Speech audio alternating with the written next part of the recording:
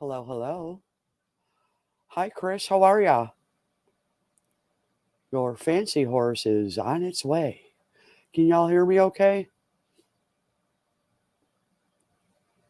I am not scrolling today. It's going to be a chat day. Um, and I'll explain more in a little bit of why that is. A-Frame, good to see you. Okay. I'm not using my wireless microphone. I'm just lazy. Everything's out in the shop, and I brought as little as possible back in the house. Hey, Sergeant. Hey, I sent you an email because while we work things out, I have no idea where to send this. So I sent an email requesting your address. That would be helpful, don't you think?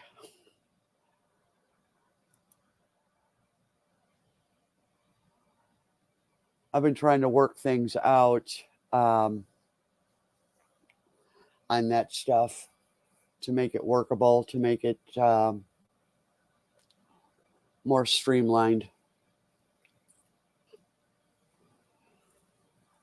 And I got enough coffee for the moment. All right. Peekaboo. How are ya? I am in the house because it has been an extremely long week and scroll sawing has not been what I want it to be. Well, it has been. Don't get me wrong. I just haven't been able to get behind the saw for, gosh, it's been a little over a week. Thank you, Sarge. Appreciate it. Um, can't really do anything about it now. Aw, thank you, Chris. I'm just, this is the not washed hair yet. So it's put up. It's put up. That's it. It's a mess. Wichita, good to see you. I am not scrolling today, Wichita. So let me explain. I think I've been telling you about the town-wide garage sale that we had here. And it was a lot of work. Oh, I definitely got the important part, Sarge. Anyway, that was a lot of work, and I needed to focus on that because it was pretty important that I got rid of a lot of things. Um, Several people have passed away in the last 10, 11 years, and I still had a lot of things, plus my own, that I needed to part ways with. So that was Friday and Saturday, and that was an extremely successful endeavor. But what ended up happening, like in my mind, I'm going, okay, well, the garage sale is 9 to 3, and Bud Files, great to see you. Thanks for stopping in. And in my mind, in the evening, I can make a video for Saturday. Well, I ended up cutting my garage sale day down to 1 o'clock because the bottom half of my body was in so much pain.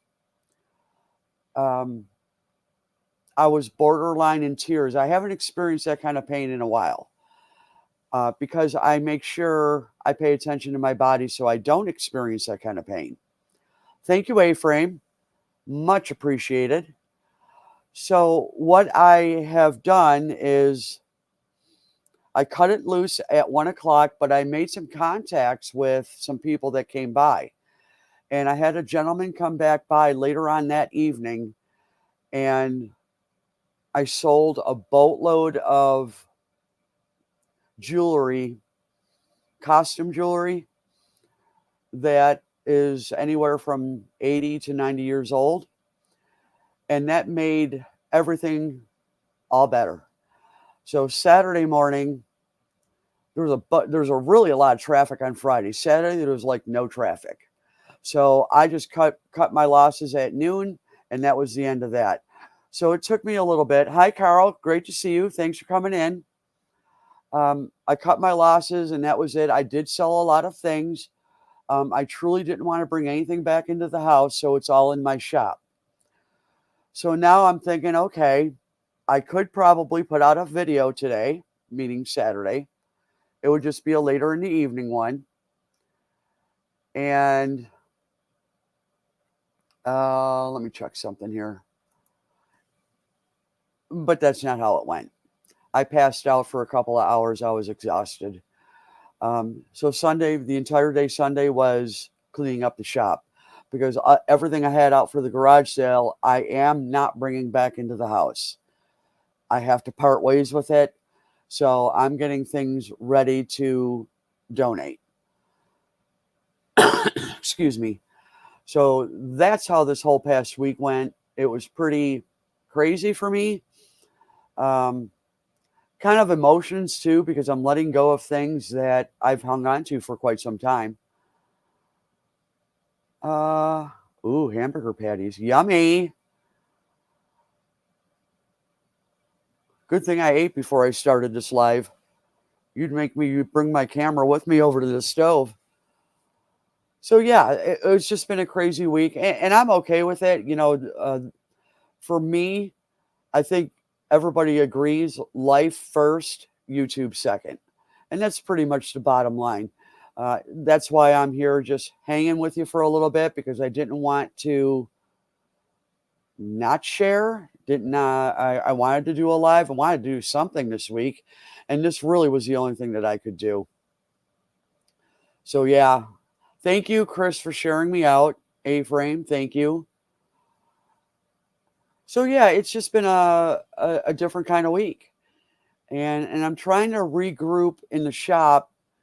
I found some track lighting, brand new in the box, that I want to see if I can set that up so the lighting on my scroll saw is much more clear and clean. The lighting I have now, I'm getting by with, but it is becoming a challenge, not only for me, but for me trying to film it. It's not the best option. Thank you, A-Frame. I never say that stuff. Oh, don't forget to like it. Share me out. Oh, yeah, and I have a buy me coffee now link. Yay me. I was on a live stream last night with UK Medic, and they were helping him set one up. And I had no idea what that was, by the way. Not a clue. And right, exactly, Sarge. So I set that up last night, and I thought, well, I'll just throw it up there. There's no obligation, by the way. I just thought it was a fun little thing. When I looked into that, though, there's an ability for me to set up a shop. Now, I truly don't want to make this a business, but the few things that I do want to sell, why not? So I'll look into how that works. There's membership, shop, and something else. So it's very similar. It's a great option for me. Bad butt. Hi, Annie. How are ya? It's a great option for me because I'm not monetized. So I'll be able to do some things with that to progress in my hobby here and in selling my items. BA is Annie because I won't say that word. I'd love to, but I won't. I'm doing very well. Had a good day. I was on the fence right up until 5 o'clock whether or not I was going to do a live. And I'm like, you're going to kick yourself if you don't do it. So here I am. Annie Sweet Acres is her name is Christine. A-Frame, I don't know who's here, so I couldn't say what your name is. I know it's one or the other of something or something, but I haven't heard it enough to remember. So if you want to stay as A-Frame, I'm okay with that as well. Mitzi, thank you. Thank you. I knew that.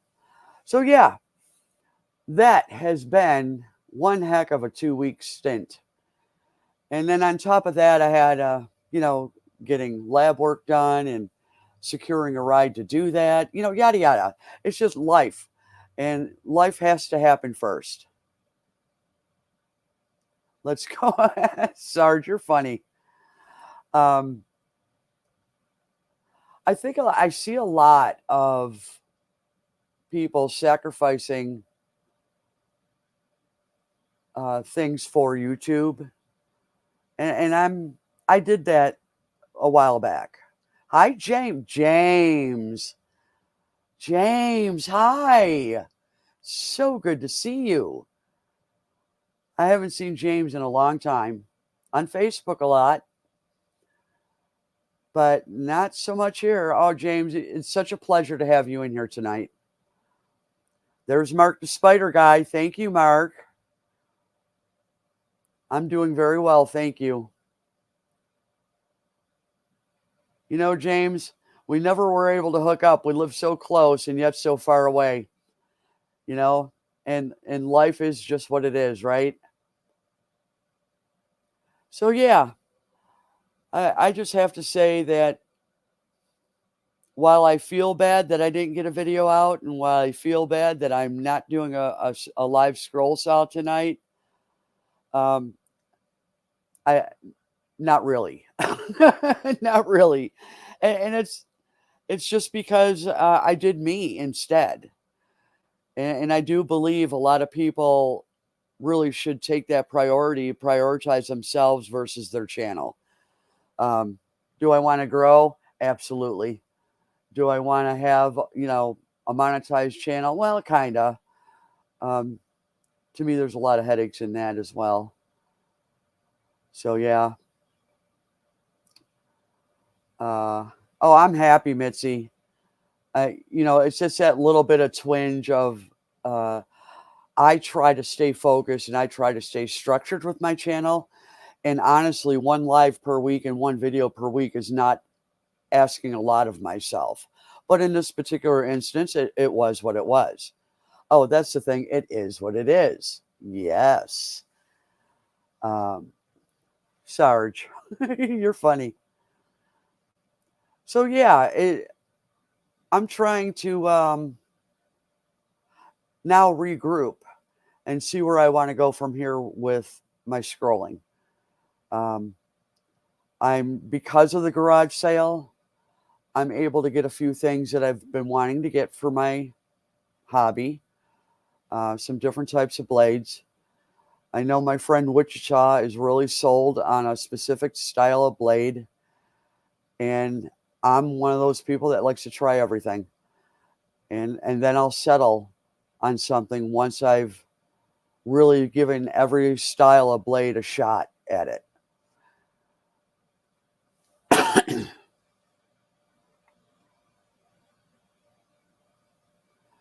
Yeah, Mitzi, I really had no choice. I just had to prioritize, and doing this wasn't part of it. Even an hour ago, I'm going, well, I could get that piece of wood. I got a quick pattern I can throw on.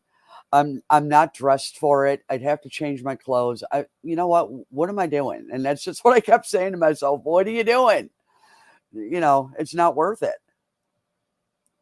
A lot of these channels in here, these guys have really Mark the Spider Guy. I don't like spiders, and I think I might have said this to him, but I have several.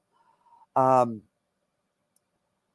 I don't like them, but I don't mind watching videos of them. In other words, I'm not creeped out by the sight of a spider, but some of the stuff that these guys do, and the care and love and attention that they give to their uh, whatever they're called, arachna something or others, is amazing. It's the same care, love, and attention that I gave my chickens or that I give my dogs.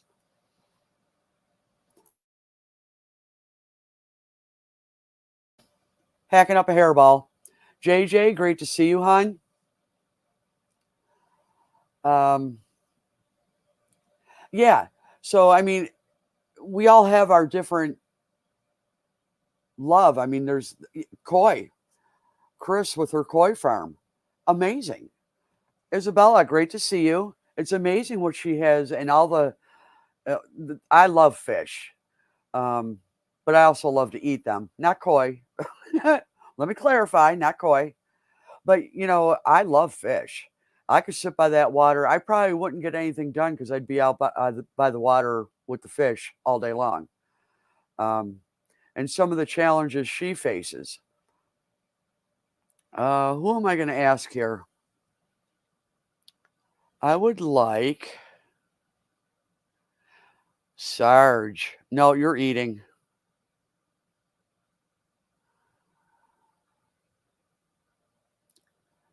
If you could grab links, Chris, if you're able to do so, for the people that are here.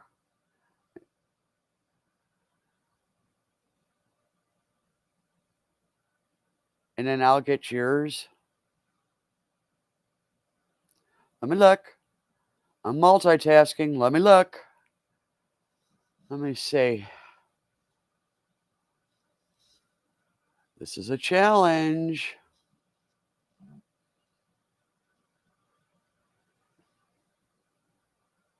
Oh, yeah, right. Oh, yeah. About that, Chris. Life's most embarrassing moments. That was one of them. Just FYI, everyone, until I get hang on.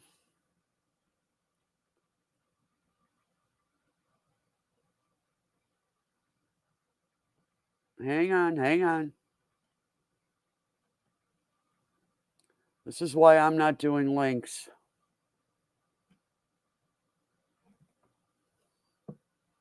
Hopefully I spelled everything right. Okay. I'm not making everybody a moderator like a lot of channels do. So I'd appreciate if nobody would be offended by that. The main reason I haven't done that is because I'm on the scroll saw most of the time on my live streams. And a lot of the people that I do have as moderator are able to be here most of the time. And I know they got my back because I'm not paying attention. So, nothing personal. I hope nobody takes that personally. I did take care of you, Chris. And I appreciate you.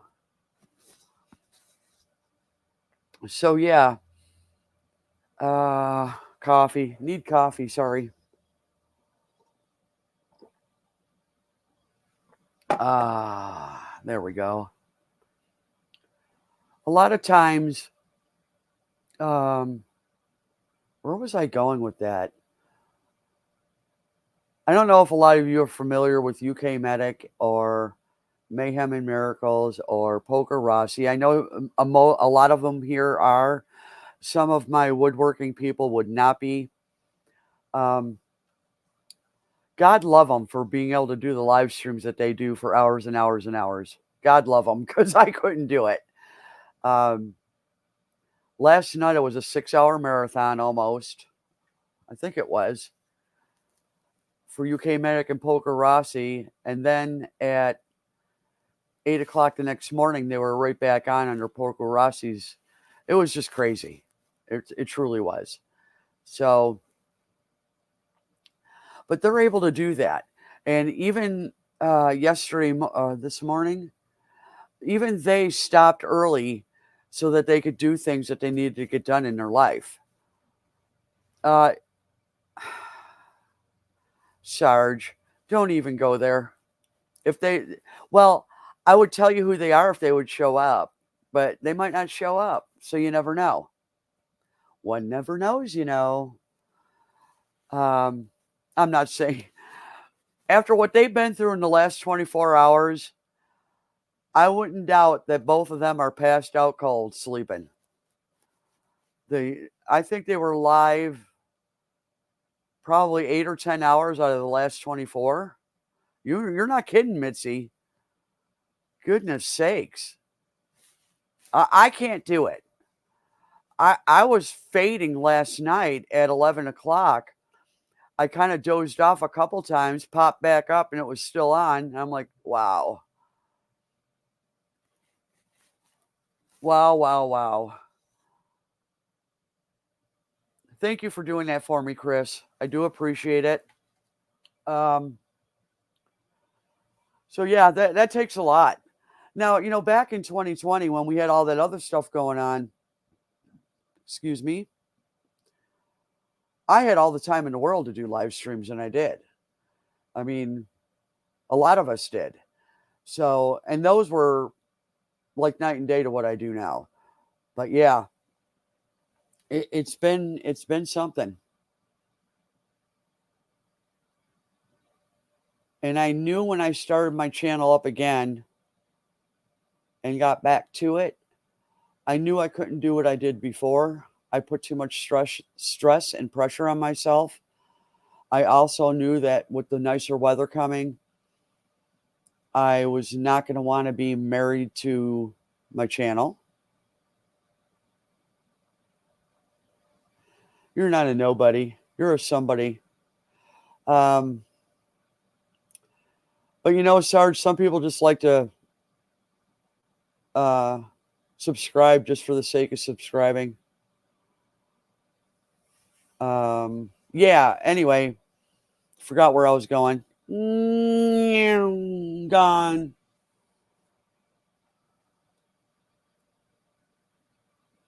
Mark, you were on that long? Wow.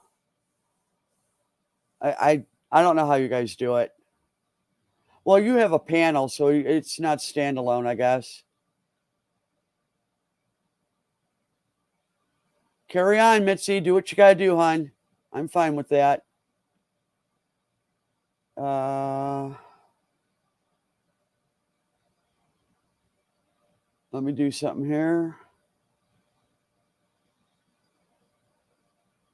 There we go.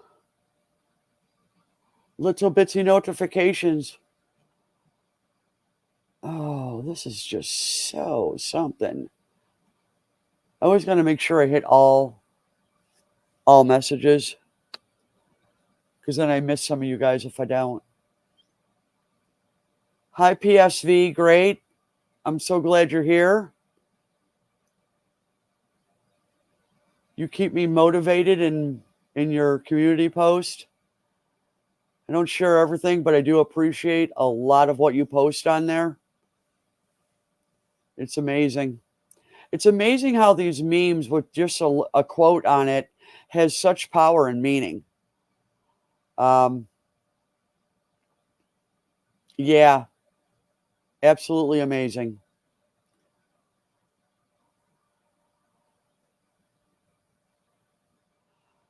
I hope you're feeling better, JJ. Have you, let me think. Have you gone back, or when are you going back to that other location for whatever you call it? Ha! Oh my goodness. Lack of words today. Gone. I can't think.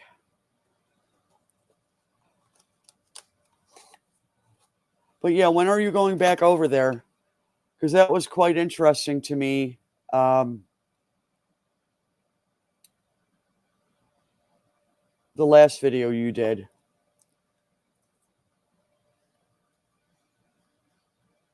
Equine property. Investigation. Goodness sakes, it's not a difficult word to freaking come up with. Oh my God.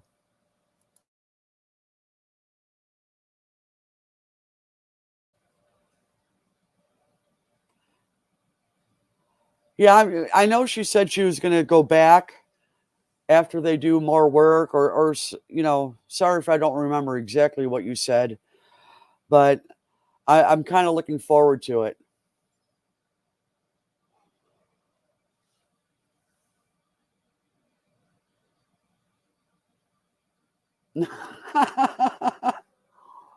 Oh my God. Yeah, I you know what, Sarge? I'd be willing to bet every single person on the face of this earth has a deep, dark secret. And so if we're going to go that route, this is what I'll say. I've made peace with all of that.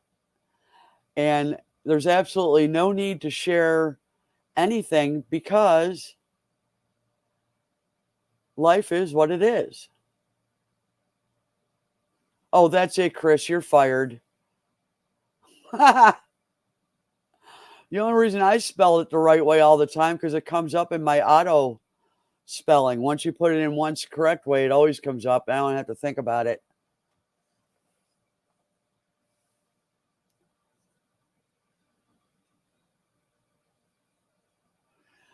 I didn't build a bigger closet. I dealt with it. I dealt with them and put them where they belong. Yeah, okay, Annie. You keep telling yourself that. I don't have any deep, dark secrets either, actually.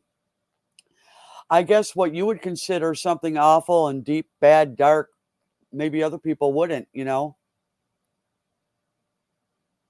Didn't film through because. Didn't film, though, because things had quieted down since I spoke with the spirits. The only place she wanted me to sage was her indoor arena and down one aisle. Bummer. Bummer. That would have been nice. I mean, not that I want there to be activity. The whole point was to quiet it down and let them know that things were good. Um, what I what I don't like in those types of investigations that you see either on TV or other YouTube channels is that they provoke. You know, they provoke them, and the idea is not to provoke anything; is to acknowledge that they exist, help them on their way if that's what they need, or let them know that we can coexist. Thank you, Savage Batman. Good to see you. I'm sorry I didn't see a few comments back.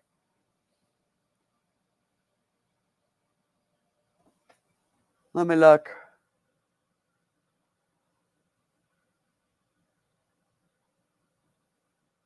I'm going to hide that comment, Annie, because I'd prefer not to share that in my live stream. Although, um, I'm very sorry that that happened to you.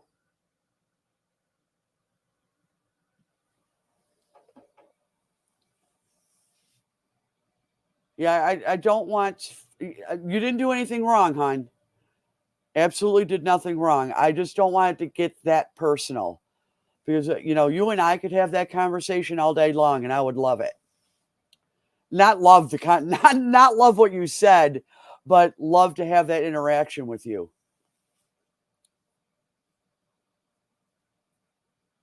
Please don't be offended that I chose not to allow that up. I have certain words that, let me think. Oh, in my channel that will automatically flag. So, and that happened. There was one of them in there.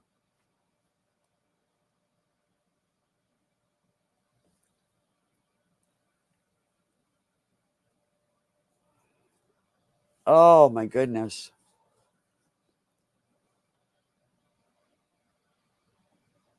Are you asking me, Jan?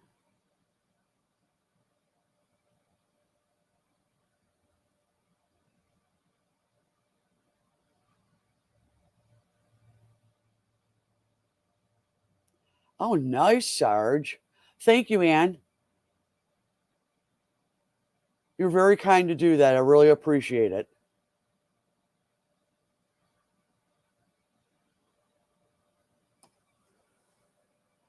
No need to apologize, hon. I'm not mad. You know, I just explained to you why I chose to do what I did, and no, you know, no hard feelings, honey. It's fine. You are totally fine. I've been there. I have similar situations, so Where was I going with that? My phone radio.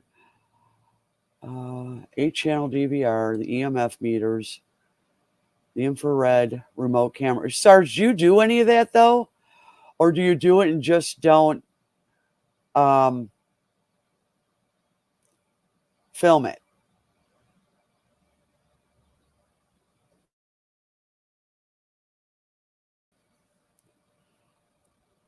You know, I think about that stuff too, Sarge. And the more I think about things that happen to me, Roland, hello. I'm incognito at the moment. I am the tree of life.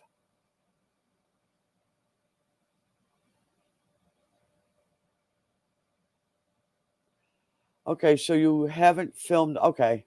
Have you filmed it though? Do you have it on camera?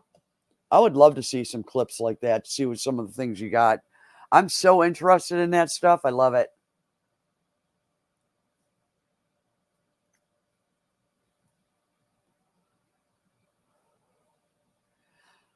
I know what you're thinking of, Roland. Chat for a minute. I got to fill up my coffee.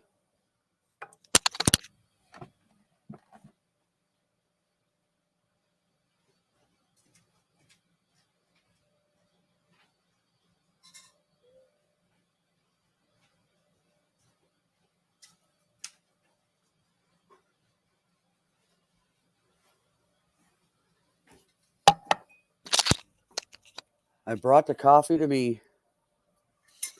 I know, Mitzi, that was my favorite.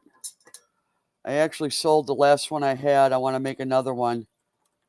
Um, there's always seems to be a demand for those. Not a demand, but people like them. I make a pot of coffee every morning and I put it all in a thermos.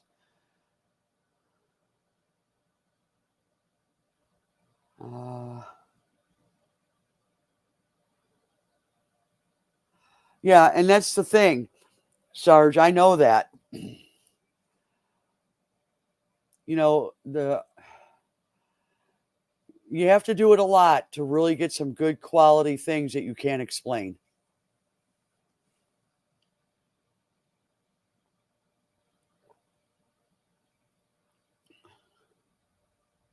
Ooh, nice.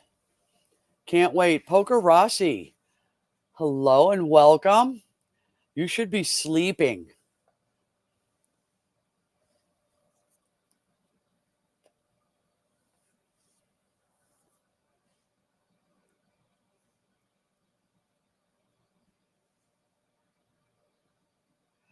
Oh, so cool. For reals? You had a little girl hold your hand and walk you through the graveyard. That's amazing. I don't know what people believe or don't believe. And if you don't believe in that kind of thing, it's okay too. But I know there's something else going on besides what our five senses are aware of.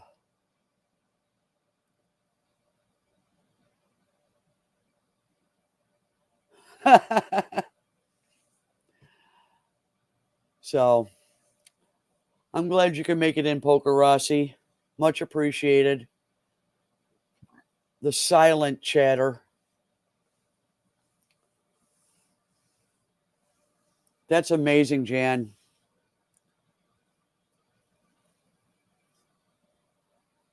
I think because I'm sensitive to a lot of that, and I have a lot of stories to tell on that particular topic of personal experiences that cannot be explained. Um, I'm not sure I would want to go looking for it.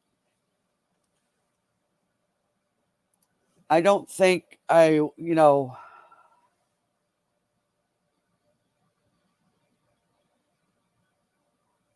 Annie, I was there for that. I was in the live stream when she had that game going.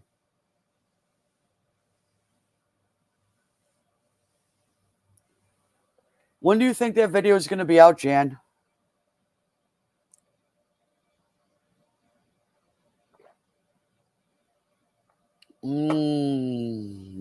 Nectar of the gods.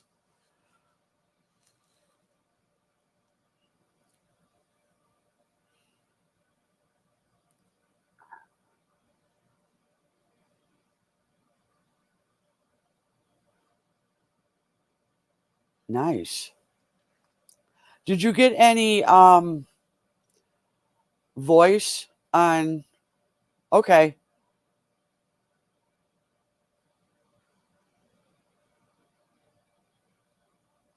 I agree, Sarge. Um, for the things that I experience, I don't want to ask for more. Let me put it that way. Which is why I don't have a need to do investigations. Yeah, Mitzi, me too. Like I said, I make a pot of coffee and I got this big Stanley thermos. I fill it up in the morning, and that's my throughout the day. Um, Sometimes I drink it all, sometimes I don't. Oh, you did get her voice on the spirit box. Nice. Well, okay, Sarge, weak people are bait. Um, and those that fear have a lot of fear of that are also targets. They love fear and they feed off of it. That gives them so much energy. I used to be scared to death of that stuff. The things that I know there's a lot that I experienced as a child, but I had so much fear that it was terrifying for me. So I'm not a medium. I'm not any of those things. I'm just sensitive to it.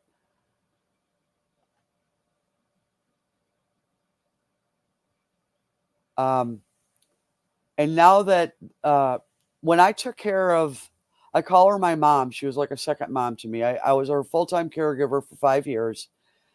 And the things that happened with her here were there was no more fear because that was a turning point for me to go from being fearful of such things to saying I had to go into protection mode because of her mental capacity with Alzheimer's, she was a target for I don't say evil for annoying uh, spirits. There was never anything evil in my home. But the I should have never thought, but I was taking care of her. But I should have really done a lot of audio and video. I could have had a lot of stuff that would be good quality stuff. And the things that she saw because of her being half in that world and half here, it was freaking amazing. Amazing. I had a mirror in my bathroom. It was an aftermarket hung on the wall mirror, a super heavy one. All day long, she was talking to the three girls in that mirror and having great conversations. Now, what was strange is I had no idea what was being said to her. But what she was replying when she could still speak, well, she was having a real conversation. Um, but it turned sour as she got worse. And she started fisting and punching the mirror, screaming and yelling at them. I had to actually remove the mirror and throw it away. It was pretty freaky. And she didn't have any issues after that, but she went into the bathroom looking for that mirror. Now, there was another mirror in the bathroom. She never paid no attention to it. So to me, the one that was there was the portal of whatever she was seeing and whoever she was seeing. But there was three girls. And you know what's amazing is when I would come into the bathroom and she was in the middle of talking, they said something to her and she'd stop, turn and look at me and go like this. Like, don't talk. She's listening. It was amazing. Ha. Good job, Chris.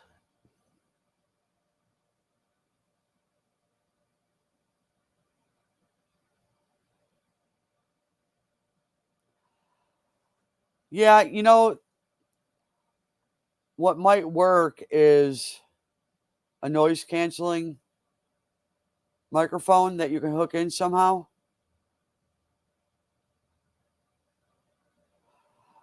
Did you, Jan? That's cool. Thank you for putting up the links, Chris. I really appreciate it.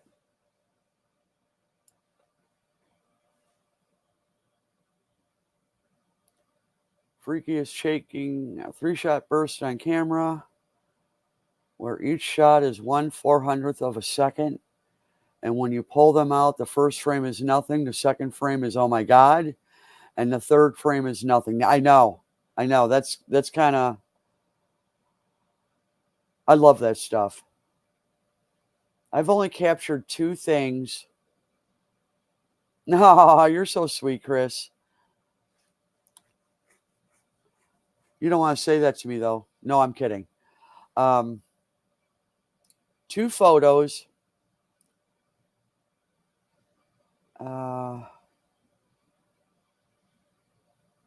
My niece, when one of my nieces was born, she passed away 3 days later. So the family spent a lot of time with her. And I took several pictures of different people holding her and different things. And the one picture was all this white shadow. It was weird. And it was not a lens flare of any kind because we were indoors. So I saw the picture and I immediately knew what it was. She was surrounded by angels, whatever you want to call it, but nothing that you could actually see, oh, that's an angel. So after she passed away and they had a memorial, we were at the family's house. I took a picture of her mother. Let me think. My niece's mother, the grandmother, and the aunt, all on the mother's side of the family. And they're all arm in arm and outside. And it was the exact same anomaly around all 3 of those women. And I put the pictures side by side, and they were almost identical as far as that visual anomaly within the photo.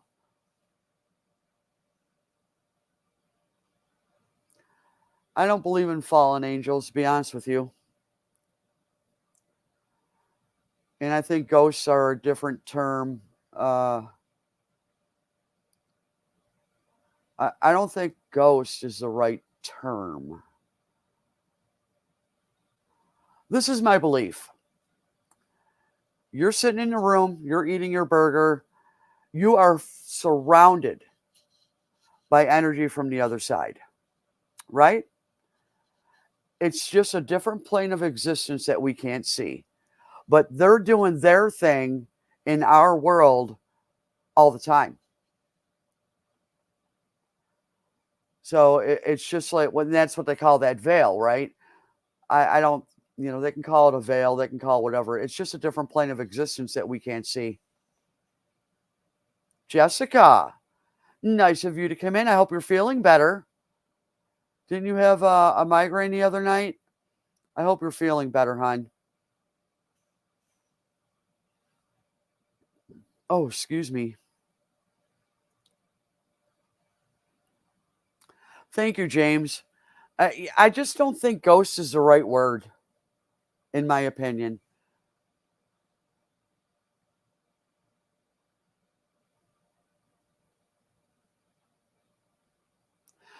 Oh, yeah, but that's not a ghost at all. That's like you said, that loop, it's just trapped in this time and space.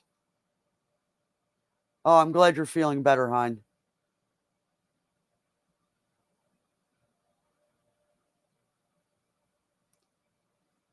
Yeah, Jessica had a live stream on Sunday night.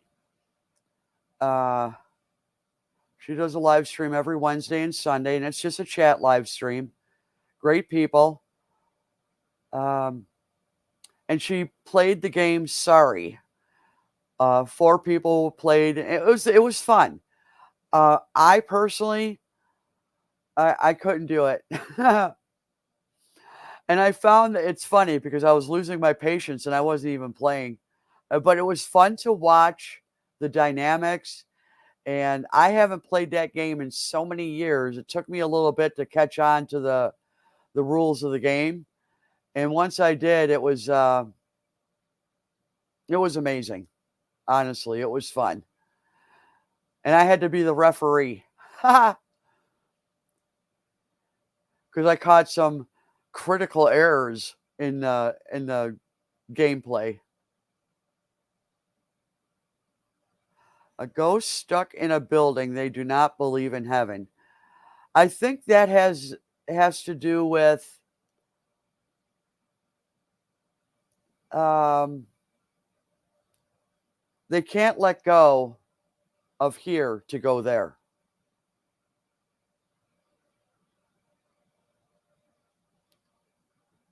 right? Unfinished business, and they don't realize that they can still finish that business on the other side, but they trap themselves. Um, they don't want to leave what's familiar to them. That's just my thoughts.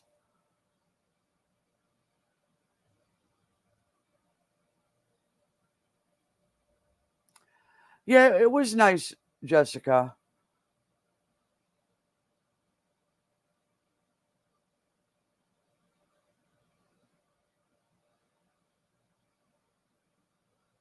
Absolutely, Sarge. Oh, I would love to be able to do that with you. I think I could.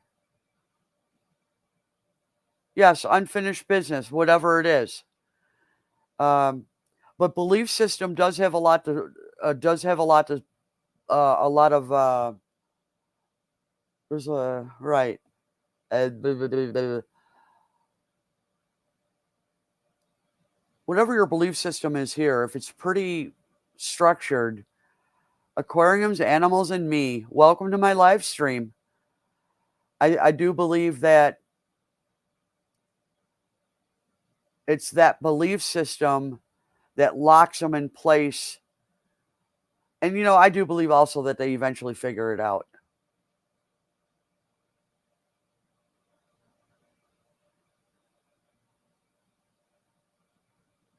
Yeah, Sweet Acres is my link dropper for tonight. I asked her to do it, but she didn't have a wrench. Oops. I wasn't thinking. I was looking at who would be able to do that uh, because Sarge was doing something. He was cooking dinner and eating. Uh, Other peeps were just doing their thing as well.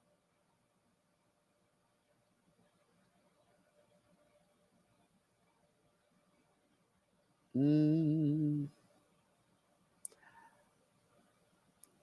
Well, thank you very much for coming in, Aquariums, Animals, and Me. Do you have a name? First name? Not that I'll remember if I see you again. I do apologize, but I'm lousy with names.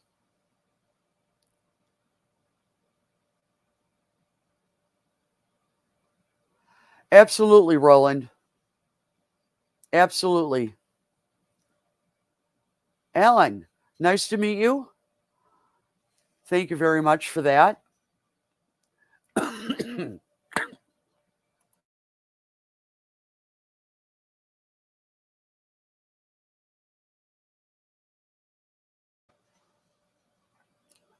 Swallowed my spit wrong. Whew. Oh, you're in New Zealand? Dang. Wow.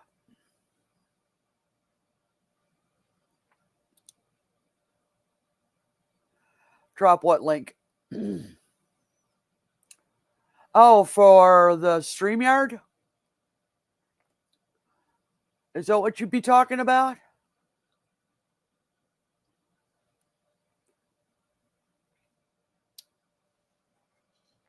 Okay.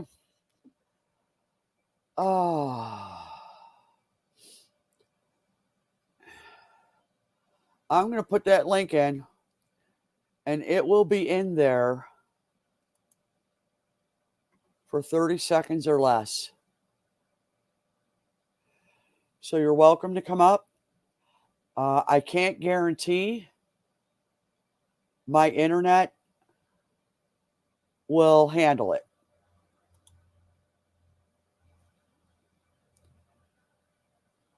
Just saying.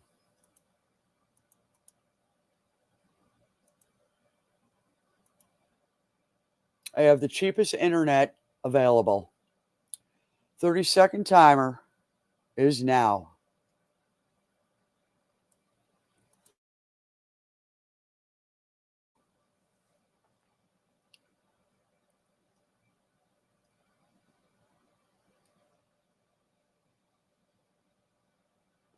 All right, I'll give you a minute.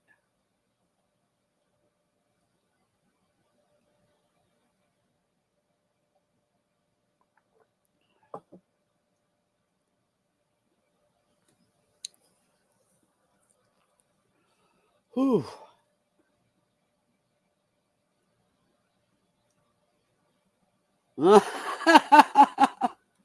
Well, there's nobody popping into my to my green room, so it won't be long. I'll be popping this right out of here.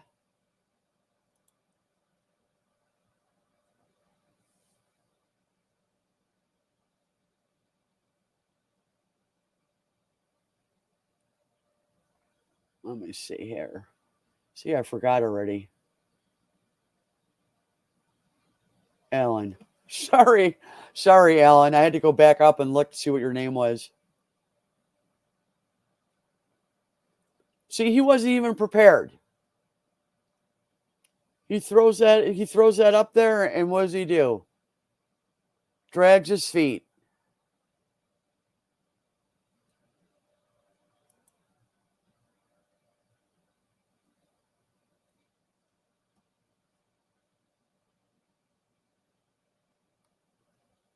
Don't make me do it again. Did you already click the link, Sarge? Because it doesn't matter that I deleted it. I don't know if JJ wants to come up or not and talk ghosts and stuff. I don't want to get too deep into it though. But I do find it fascinating.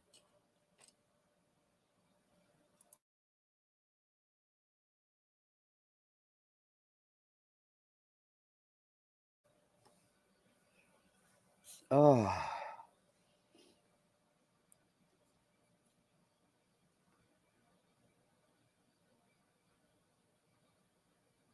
Okay. Thank you for dropping the links tonight, Chris. I do appreciate it.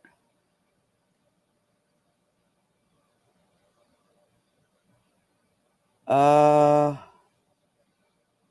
you ever done that before, JJ? Jan? On your iPad? That's odd.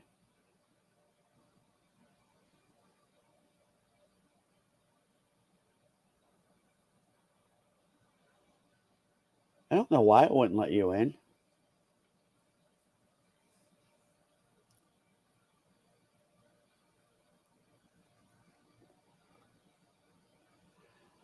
Hello, Marlene. How are you tonight? Thank you so much for coming in.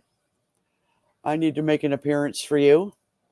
Hello. Good to see you. Friend of mine from out west. Appreciate you, dear. I hope you're doing well. We got some chit chat to catch up on. I'm making a list so I don't forget anything. But yeah, I'm out. Bye. So yeah.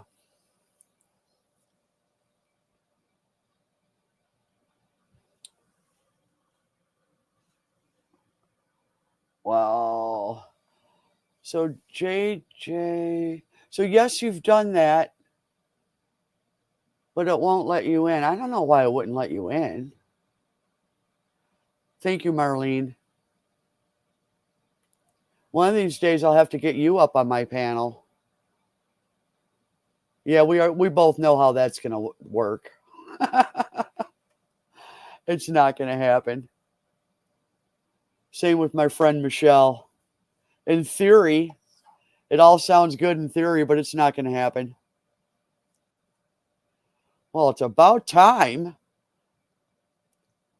Okay, let me add this young man to the stage. Hello, Sarge. Oh, y'all need to see my shirt. That's my attitude shirt. That's all good for me. I love it. I got to turn my sound down. I'm partially deaf, but I'm not that partially deaf. Is it loud? No, you're fine. It was me. It's at my end. It all depends on the application. Sometimes I have to have it up because I Let me can't check. hear nothing. Let me check my mic. You're good. You sound great.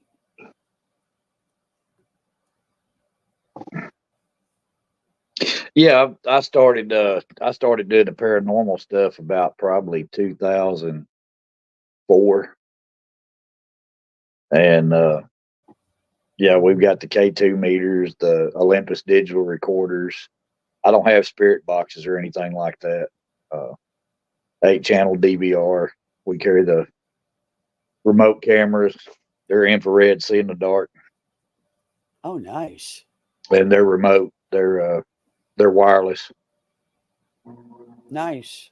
and I run just a plain old 15-inch Dell laptop. That's the control center for everything. Everything runs through it. So, uh, why don't you want to do that for your channel? You know what I mean? Just curious. Because I'm a busy person. I stay pretty busy all the time. I haven't got to do any investigations in probably about 4 years Oh, at okay. least. I used to do them all the time. And then when my son was born, it kind of slacked off a little bit. But, I tell everybody for every, like I said in chat, for every 100 investigations you do, maybe 3 stand out. Okay. You can always, I've explained doors that stick, doors that fly open. You'd be surprised that people don't realize the power of their HVAC system can slam a door, and I've done it. But I'm trying to watch chat too. But I mean, I'm I've got some hellacious pictures. We did an old house that was built back in 1800s over in Big Sandy, Texas. It was once called Annie's Tea Room, and then about 2010 or 11, they started converting it back to a house, so they're remodeling it. And I went around at about dusk and took pictures of all the first floor windows from the outside. You get off to the side so you don't catch a reflection, you don't get a flash. You can see the inside of the rooms. Now this house was bare, Right. and when you walked in, it had a big foyer and then a staircase that led up. It made a turn and went up, a landing. Then it went up to the second floor, and then you have great rooms on each side. You can go into those rooms, and there's rooms. And the kitchen was off back to the right. And there was another room, but it wasn't the kitchen behind that. And there was nothing in the house. The house was still, as a matter of fact, they had a lot of the electricity shut off at our request, because what I normally do is, what I like to do is take EMF meters and go in there prior to an investigation. You can usually go to the county and get floor plans of the house. Now, that house was old enough, there were no floor plans. So you go an extra day early and you map the house out on graph paper. And then you go through the EMF meters and you take EMF readings of all the outlets, any electrical source, anything that could interfere. You want a baseline EMF reading at every outlet, phone jacks, whatever. Right. And then you annotate all that stuff. Then when everybody shows up, we pick a spot like the kitchen. That was the only place downstairs that had power at our request. You set up there, no cell phones. You leave your cell phone right there on the table. You don't take it with you. Group off in twos. We set the cameras up. If somebody's got something, that they're say, well, this happens on a regular basis. Then we try to get 3 different camera shots of that, that area. We send people out in twos, and during the investigation, they don't talk. They'll pick a spot. We send them different spots, and you stay there for a little while, like say 30 minutes, an hour. And all you do is you take notes. You can talk. You just don't share ideas with each other. You don't say, did you hear that? Or I thought I heard this, because what you're doing is you're subconsciously influencing that other person. Correct. So to keep it as neutral as possible. You write it down. Mm-hmm. And that night, up in one room, when I was up there, it was funny because this name kept coming to me, and I wrote it down. And at the end of the night, and this is what I was going to tell you about now, just to give you an idea of what 1/400th of a second is. The famous flag raising on Iwo Jima that we all saw in schools and pictures on the wall with kids about the Marines raising a flag up on Iwo Jima? Correct. That one frame was 1/400th of a second. That's how fast that was. And so when we go up, I took pictures of all these windows of this house. This is one that stood out. And I take pictures in the dark with a flash.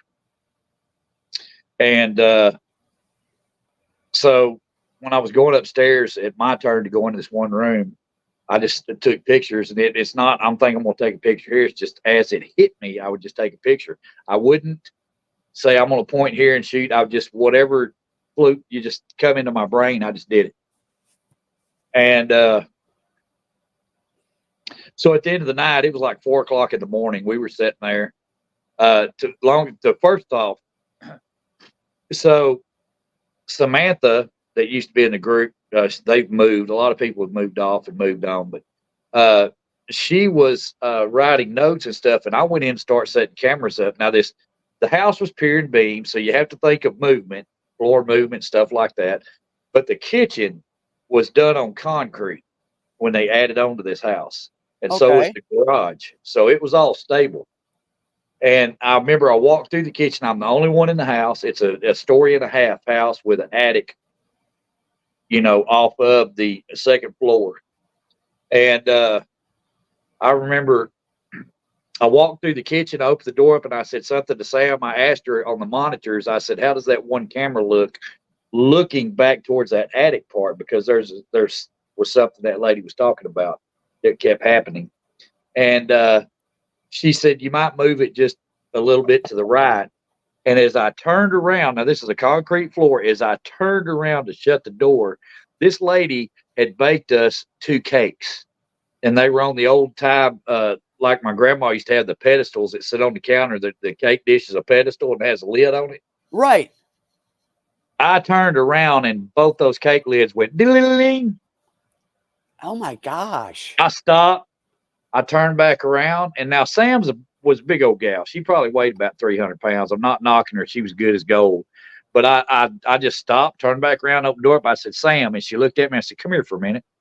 And she came in there, and I said, come over here. And I stood her beside the counter on one side of it, and I got on the other. I said, don't ask questions. Do me a favor. Do what I do. And I started bouncing up and down. And she started bouncing up and down. And finally, she's like, what are we doing? I said, did you hear anything rattle? Did this move? She said, no. I said, okay. I said, when I asked you about the cameras, when I turned back around, both those lids on those cake dishes rattled. Now, I could understand one might be on right, maybe settling, but both of them rattled at the same time. And she said, well, that's something. And so that was our first thing that happened that night. We hadn't even got started yet. And but anyway, I took pictures of all the windows outside right as it was getting dark. Went on about my business, just stored them. Went up the stairs, taking pictures, took pictures all throughout the house. Got into that one room I'm telling you about, and this name kept coming to me, and I wrote it down. So here it is, 4 o'clock the next morning. We're drinking coffee and eating cake. Investigation's over. Everybody starts. That's when everybody shows their cards, their notes. We start comparing notes. Everybody came up with the name John, Jonathan, or Johnny. No That, kidding. that was crazy. Yes. I came up with the name Johnny like 2 or 3 times. Everybody that went in that room came up with the name John, Jonathan, or Johnny. Somebody came up with a little girl on the steps, her name Annie or something like that. I didn't never catch that. To be honest with you, that room that I got that name in, I could have crawled in that bed and went to sleep. That's how comfortable it was in there. No kidding. Uh, yes, yes. All right, now the photographs. So I probably took 200 photographs that night, so I couldn't go through them all. So I spent the week, the evening times, going through them. And when I was going up the stairs, I stopped at the mid landing, and that would have put me at eye level with the floor, the second floor. Now this house was completely empty, except for upstairs in that room. There was a canopy bed still in there in that room that we were talking about. And upstairs in the main area, the common area of the room, they had these big, like, I don't know, 16-inch oak beams. There was like 4 of them that went across the ceiling, and there was a gap above them like a couple of feet. This house was huge, and they were original to the house. And they had went through there, and now they had repainted everything, semi-gloss, the stairs. They had redone all the wood. Even the beams up there were done in a satin stain, and it looked really good with the lights on. Every picture I took that night, if you take a picture of a shiny wall, it's going to show up shiny, correct? If you take a Yeah. picture of something, you can tell if it's painted. Every photograph I took in that house that night, inside the house, all of the paint looked like it's 100 years old. Oh, like when you were Every taking photograph pictures I of took, back then. it looked like it had never been painted. Every Wow. photograph I took in that house. So, except for the handrails going up the stairs, those were shiny wood. You could see that, but the paint just looked old and stale. All the white Wow. paint, but with the lights on, it was brilliant. Where they'd redone it. So I stopped at that landing and I took a 3-shot burst. So later on, like a couple of nights later, I'm going through there and I get this 3-shot burst, and I click on it, and the first image is nothing there. The next image, now mind you, it's in the middle of the winter. It's cold in this house. There's no bugs flying, nowhere. That second photograph, there was something. Now this room was probably 15 feet across, 15 feet square. The ceilings, those beams were probably 14 feet in the air. And I already said these beams were probably 16 inches square. So that's pretty Okay. good size. Oh yeah. That second photograph, whatever it was at this first beam right there where I'm looking up it was the dark. I didn't know where I was pointing the camera, but it just caught the ceiling and the room. And this thing was in front of that beam. It went up and wrapped around the middle beam, and then it went up under and back around the second beam. The third photograph, these are 1/400th of a second apart. First one, nothing. Second one, there it is. Third one, gone. Wow. I don't know what it was, but it was pretty solid in the middle, but it was hazy as it wrapped around everything. It was there 1 minute, gone the next. The middle burst caught it. That is amazing. I'll have to get my photographs out someday. I'll have to dig them out and show you. But the windows of this house, and I'm sure like JJ could understand this, and I know you will too. It's like you see, if you take a picture of something, it's hazy. It's not defined, definite, but you know what you're looking at. In Right. other words, so when you walk in this house, there's a great room on the right, a great room on the left, and they mirror each other as far as how they are. And a lot of those old 2-story plantation houses or type houses were built that way. Big colonnade porches out front and everything. Well, in that right-hand great room, when I took the photographs of that particular, there was like 4 windows. The window in front of the house, and the rooms were dark in there. None of the electricity was on in those bottom rooms, except for the kitchen in the very back. And that particular room is the only one that this showed up. There was 2 windows in the front, 3 windows on the side, and every picture I took of those windows, it looked like it was lit up faintly, like a dull glow inside the room, like candlelight. And you could see the images of pictures hanging on the walls in the background. When I got to the front window on the right hand side of the house where that room is at, you can see it was a faint glow like candle or oil light, and there you can see defined pictures on the wall, not defined, but you could see them there like it was hazy. The middle window, there was a woman with her hair up in a bun, Victorian dress, and she was standing about 2 feet away from the window, and there was a little girl standing there in front of her looking out the window too, and the woman had her hands on that girl's shoulders. There was nothing in that room. Now, this house was built back in the 1800s. I kid you not. When I get these pictures, I'll have to show y'all. That's one of the probably 3 or 4 out of 100 that I've done that just really stood out. Those photographs were not manipulated. They were not planned on. Everything just spontaneous, spur of the minute. And JJ, I'm sure you'll agree. It's just that's why we show up. The requirement is you take a bath, make sure you're clean, but no deodorants, no perfumes, no colognes, no chewing gum that's scented, and you leave your phone at the table because that influences your senses. Because a lot of times you might smell something. That house that night, 2 or 3 people smelled lavender up there in that room. I never smelt it, but they smelled lavender. But we included that in that investigation because more than 2 people that were not in the same group together investigating smelled lavender. That's the fun part about the notes is not talking and discussing. We all compared notes the end of the night, and not everybody was teamed up together. So when those notes start matching up, just like the name John, Johnny, Jonathan, that came from everybody there at that table, and there were 8 of us. Everybody had that name wrote down in their pad. Well, I think that's the best way to handle an investigation because you cut out the influence. Well, right. But do you think that there's a possibility that there's some expectation of things happening when you go in because that's what you're looking for? In other words, that you could. No. Well, some people probably. Guys, I'll be honest with you. It's like you've heard some things that I said about my opinion about what these things are, what some things are. Right. So when I go in there, I don't go in there saying I'm looking for a ghost. I'm gonna find a ghost, find a ghost, find a ghost, talk to a spirit. I don't.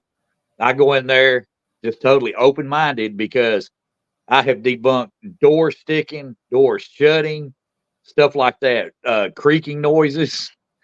Right. Legitimate debunk stuff. I don't go in there looking for a reason. I go in there and let the reason find me. Right. I'm not saying just that like you do, those photographs, just like the suggestions, the names. That's what I go off of. Now that right there, that is solid. Those pictures, those notes, when people start matching things up through their notes, that's solid. It's not an opinion. That is solid. All 8 people in that group that night came up with the name John, Jonathan, or Johnny.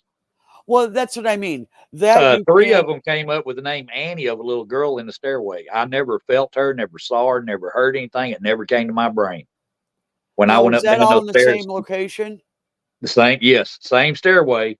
Okay. 3 of the 8 people that now 2 of them were on in the same group, the two-person group. But the third one wasn't even nowhere near them that night, was the third 2-person group to go around those stairs after them. And they came up with the name Ann. So Annie, same thing.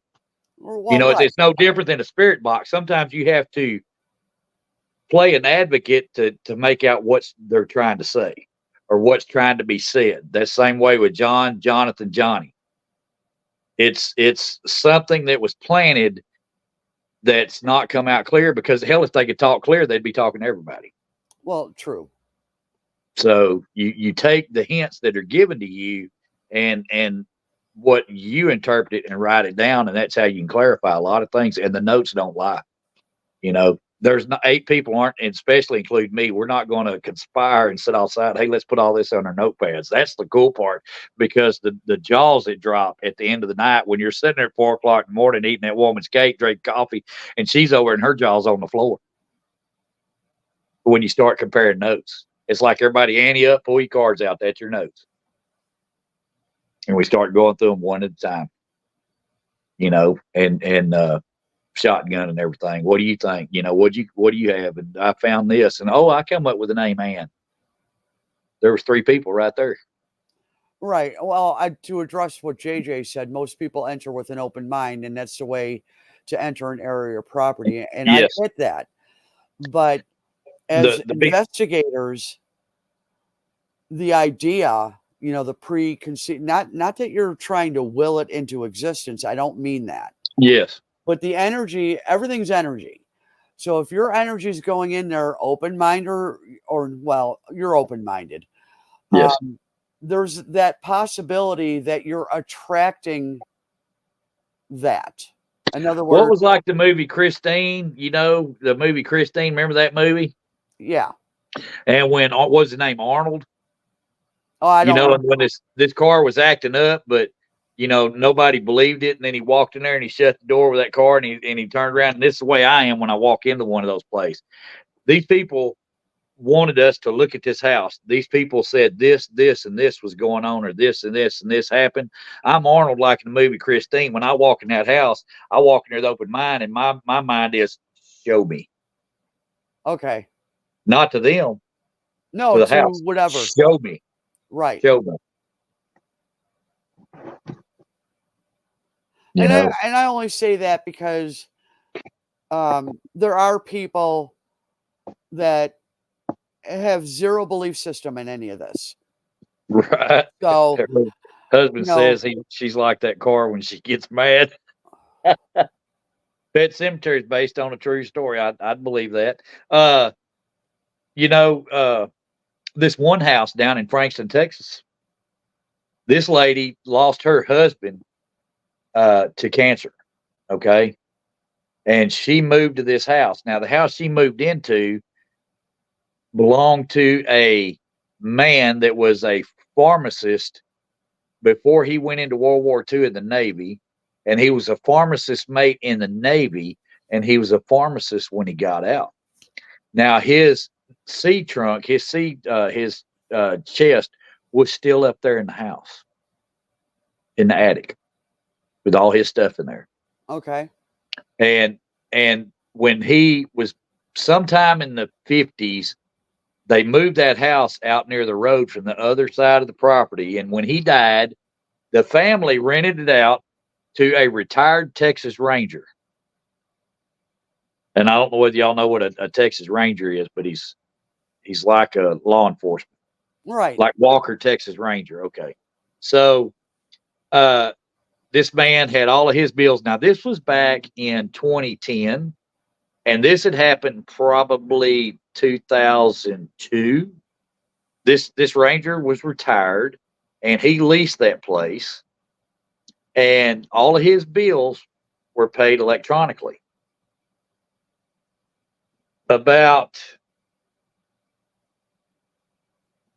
This is where the woe started in his house. This is what I'm leading up to, this one house. The woe started, this Texas Ranger died sitting on the couch. And he didn't have immediate family. And they went by, I guess, 4 or 5 months. His heat stayed on, his electricity stayed on, but his mail piled up. And so somebody got the bright idea to do a well check, and they called the police. Now, this is 5 months after he died. They said he probably was dead in there for 5 months. Wow. With the heater on during the winter, and then it went summer and the heater's still on. He liquefied on the couch and ran down through the wood floor, soaked in the floor. Now, they didn't tear this house down. They took all the sheetrock out of those 2 rooms, the living room and that den. They pulled all the floorboards out. They replaced joists. They had to get a hazmat team in there to take the dirt out from under that house in that area. Of course. And then they went back and just remodeled the house, all new flooring, new walls, blah, blah, blah.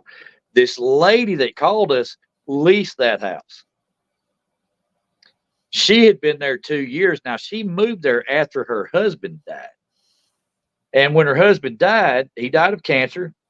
She took his obituary and had it laminated, made a bookmark out of it, Okay. and she'd mark her book. She had this stereo system that would hold like 100 CDs. I mean, that's old school, I know, but her stereo system would hold 100 CDs. And so what the claims were that she'd come in that room sometimes, and she kept that. She had started keeping that obituary in her nightstand drawer, and she'd come in, and that thing would be laying on the floor. And she'd take it and put it back in the nightstand, and it might be a couple of days or a week, it'd be laying back on the floor. What's that now? The bookmark? The bookmarker. Okay, She ended thank up you. putting it in the nightstand, and it kept coming out. She said that sometimes during the night, her husband and her had a song, and out of the 100 CDs in that stereo, that thing would start playing that song. No kidding.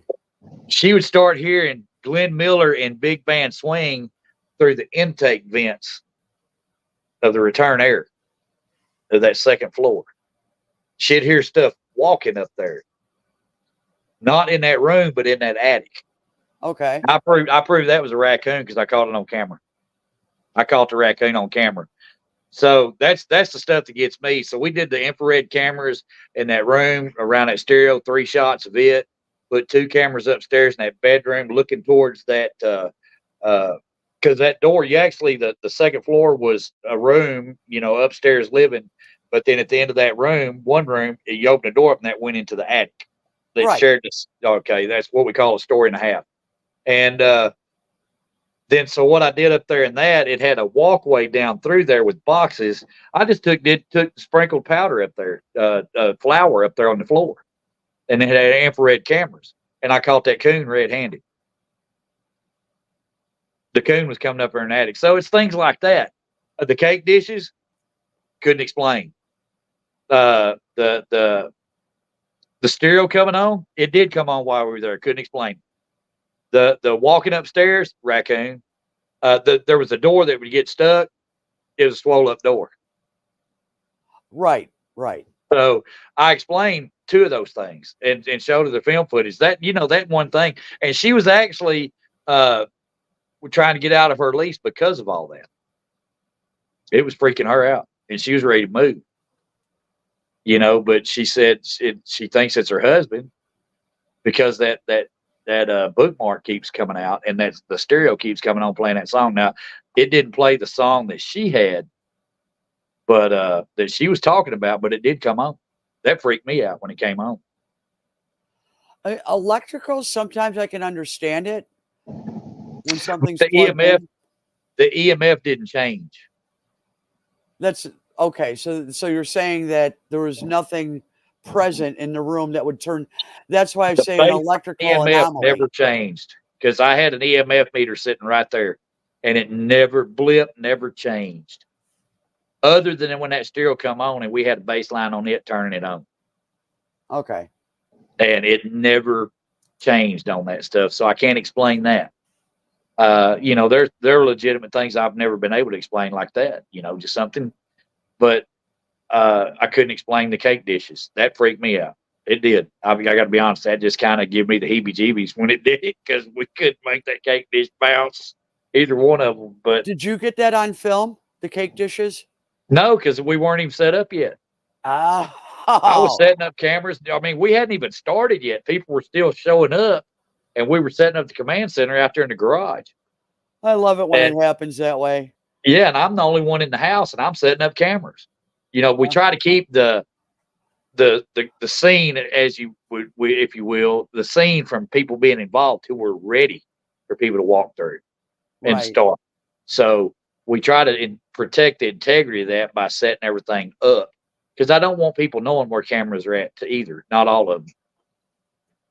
You keep everything honest. That's the whole point of that. As it keeps everybody honest and not biased. and that's what the notes are for, and the cameras. You don't know, nobody knows where all the cameras are at. Well, it's interesting when you have a crew like that because the more people you have, the more room there is for manipulation. But Yeah, by the way you do it, um, you're trying to remove as much of that as possible, and I like that, especially the notes. That to me is an amazing thing, truly yeah. is, Well, to do it that way. the funniest thing was that lady, that little lady, when when I told her, showed her the video, went back that video, and I said, "You're not gonna believe this about upstairs in that attic." And I played that video, and of course, it's dark, it's infrared, and you see that coon come around that box. He was coming up through the eave out there on the end of the house, climbing the pole and coming up in that eave, and he was snooping around inside there. And it was funny because he was just like a thief in the night. He poked around. It's like he could see that camera in the dark, Right. and he like give it this face, and here he come, real cautious, waddling down through there, leaving his footy prints in that flower. And she's like, I'll never forget it. She's like, she was like this right here, looking at that, and that thing come out. She goes, "Oh, good God!" That you can see that was a relief off her right then when she seen Well, that raccoon. and I can understand that. Now, the bookmark and the song coming on, that should be some form of comfort to her. But the noises, I can understand how that would freak her out with no explanation, you She know? couldn't understand the big band music because she wasn't that old. She was older than I was, but What, I on would the say CD player? no. This was that was different. When the stereo would come on, it was playing a song that was theirs that they Okay. shared. But there was also she would hear big band music coming from the intake vents in the HVAC system in the second floor, Okay. like a distant sound in that HVAC vent. She said it was Glenn Miller. She could hear it. And Now, we couldn't explain that. It never happened with us. okay, it didn't happen to you. We were there from probably 7 o'clock at night till I think we quit at 4 o'clock the next morning. Okay. Never heard anything out of that, a whisper out of those vents other than that raccoon up there stomping around up there on that walkway. You could hear that coming through the vent. That's a big old coon. He probably weighed 15, 18 pounds, somewhere around there. He's big. So that's where the landlord gets involved and stops that from happening. Yeah, yeah.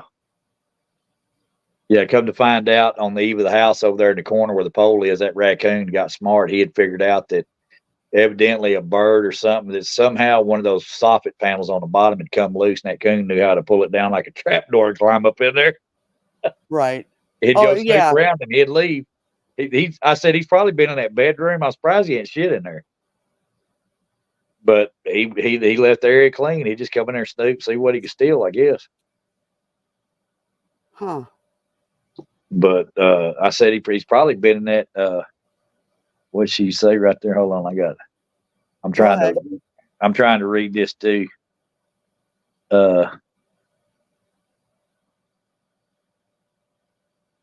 In on my old house. Oh wow.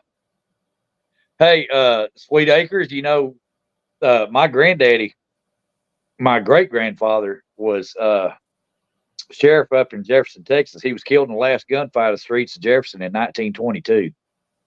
Uh, him and his friend got into it. His friend was drunk, and they had a gunfight out there on the street, and they killed each other.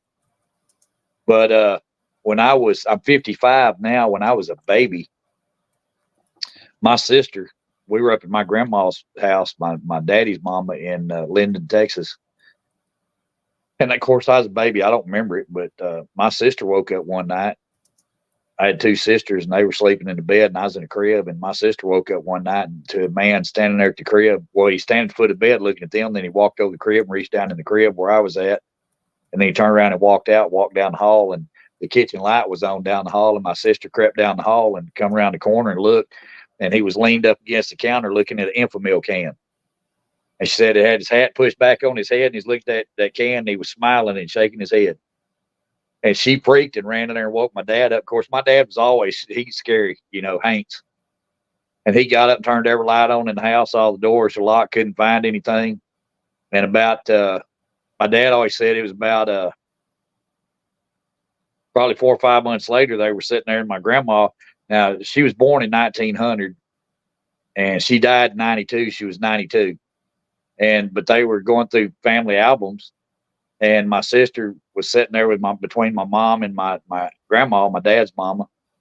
And they were looking through those albums. They came across a picture of B.B. Rogers, one of his service pics, where he's wearing that short brim Stetson. My sister freaked out, said that was the guy that was there in the house that night.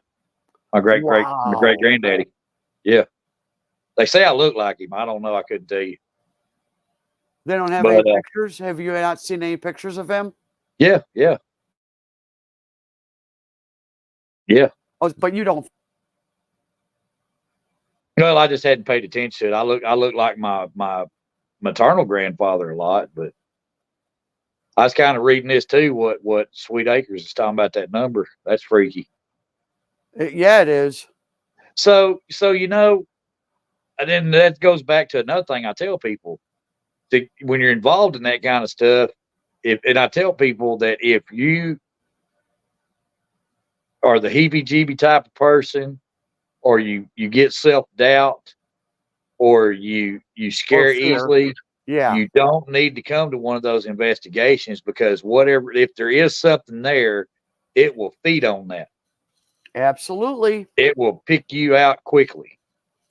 You have to be secure in your beliefs and your convictions, and know that what you're dealing with. And I tell people that if you got the least bit of heebie-jeebies, don't do it. Don't go. Don't come in. Don't. I just don't have a need to seek that out, because I have different experiences just in my day-to-day life. And I do the same thing, going, no. And then I try to debunk what's going on.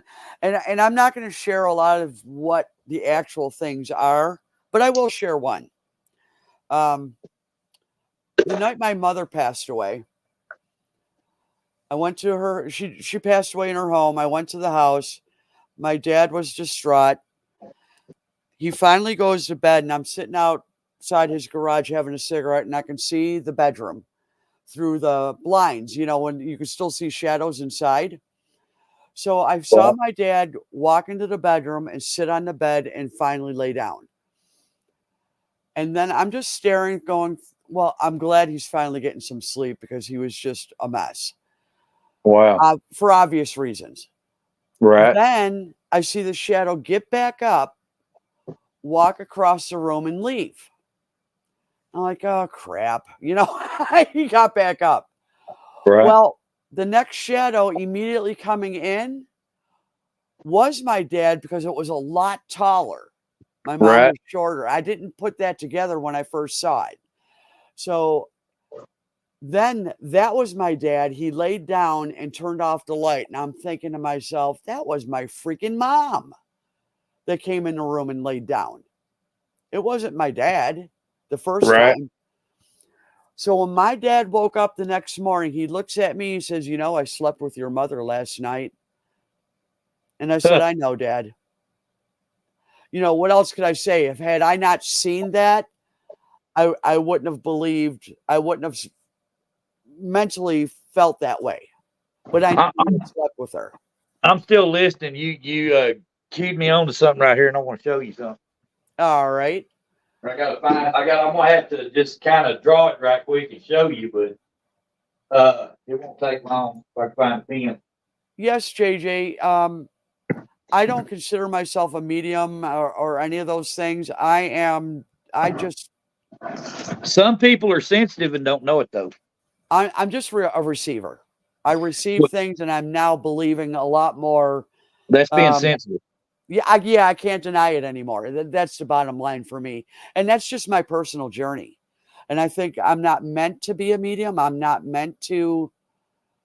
I used to write poetry, different things that would come to me. And it was like, having met you, Sarge, I would get this wave of emotion, and an empath sense. And I would just spit out a poem within minutes. Give it, Really? give it to that person. 9 times out of 10, they'd be in tears and or in total shock. How did you know? And I said, I didn't know. I don't do that anymore, though. That was just a phase. I still do it. I do that too. It's just So, weird. how many people have heard of shadow people or have seen shadow? Think you've seen shadow people? I have. How many people, Amy, and people in chat, have ever had a dream to where you're walking around, everything's fine, but you might step into a room? Now, this we're talking about in a dream. You step into a room or you go somewhere, and all of a sudden you feel like you're moving like molasses, and you feel a malevolent presence. I You have can't not see it, experienced that. but you know it's there, and you're scared as shit, and you're just like everything's in slow motion. You can't get away quick enough. How many of y'all have ever had those dreams like that? I have not. Wade Acres has. I had them. I've had them ever since I was like 10 years old, and I'd have the same dream. Uh, and it would be a dream that I'd have this dream in this house. I've seen this house from when I was 10 years old, having this dream up until a couple of years ago. The last time I had the dream, that's when it revealed itself to me in a dream. Uh, I would dream that I would step out of my bedroom and walk down the hall, and our central heat and air unit was enclosed in there. And this thing, well, I knew it was in there behind that louvered door, and I'd try to go past it, and it'd be like just I couldn't. Everything was just slow as molasses, and I could feel this thing and a fear in my chest, trying to get away from it. Or I would be at this lake house, and you could go through the walls and stuff to get to these different rooms. And I'd know when I'd walk in the room, because all of a sudden I'd slow down and I knew it was in there, and I couldn't get away quick enough. And I'd wake up. But I'd had those same two different places, these dreams off and on for 30 years. And then one night I was sitting in here, and I was in the recliner, and I fell asleep. And my wife at the time, that I'd been married to for 30 years, was sitting over there. And when I woke up, she was looking at me. And she said, "Let me guess, you were dreaming." And I said, "Oh, yeah. Did you? Why?" And she said, "I saw it." And I said, "What do you mean?" And she said that I was reared back in the chair, and my face was contorted, and I was trying to talk, and I couldn't talk. Because every time I try to scream or holler in my dream, it's like that thing would reach out and say, "No, you don't." And so I couldn't talk. It just like come out like blubber. Wow. And she saw it. She saw me doing that in real life, laying in that recliner. But I told her, when I woke up, I said, "Yeah, but I saw it. I finally saw it." And y'all are gonna laugh when I show you what I just sketched right here. But this thing, in the last dream I had of it, is it was in this room, but it was like a bedroom, and there was a bed against that wall, and there was the two windows right here. And I was sitting back against the wall watching TV, and I felt something outside, and I turned and looked out the window, and that thing was not on the other side of the glass. It was in the glass. Remember me telling y'all about me taking pictures and you'd see Yep. stuff in the windows? That's what I was seeing in my dream. But this thing turned and looked at me. And I can remember I went back, and it pushed me back down, and I was up against the wall, and my wife and son were sitting in the other room, and I could hear them in there talking, and I thought I'll just yell out, and I went to yell out, and it's like, "No, you don't." And I can remember looking right at it. But this is what that thing looked like when it looked at me. Wow. There's his two arms, his shoulder, and his head turned sideways. When I first saw it, that's what it looked like, and it turned that head and looked right at me. And that's all I could see is that. So when it turned its head and looked right at you, you didn't see a face, none of that. It was just a I woke up. As soon as okay. it looked at me, I woke up. Yeah. And I've Wow. never had that dream again, hadn't had anything like that. But that was an ongoing dream for 30 years Yeah, I've had an at ongoing dream of least. flying to the Oh, same location.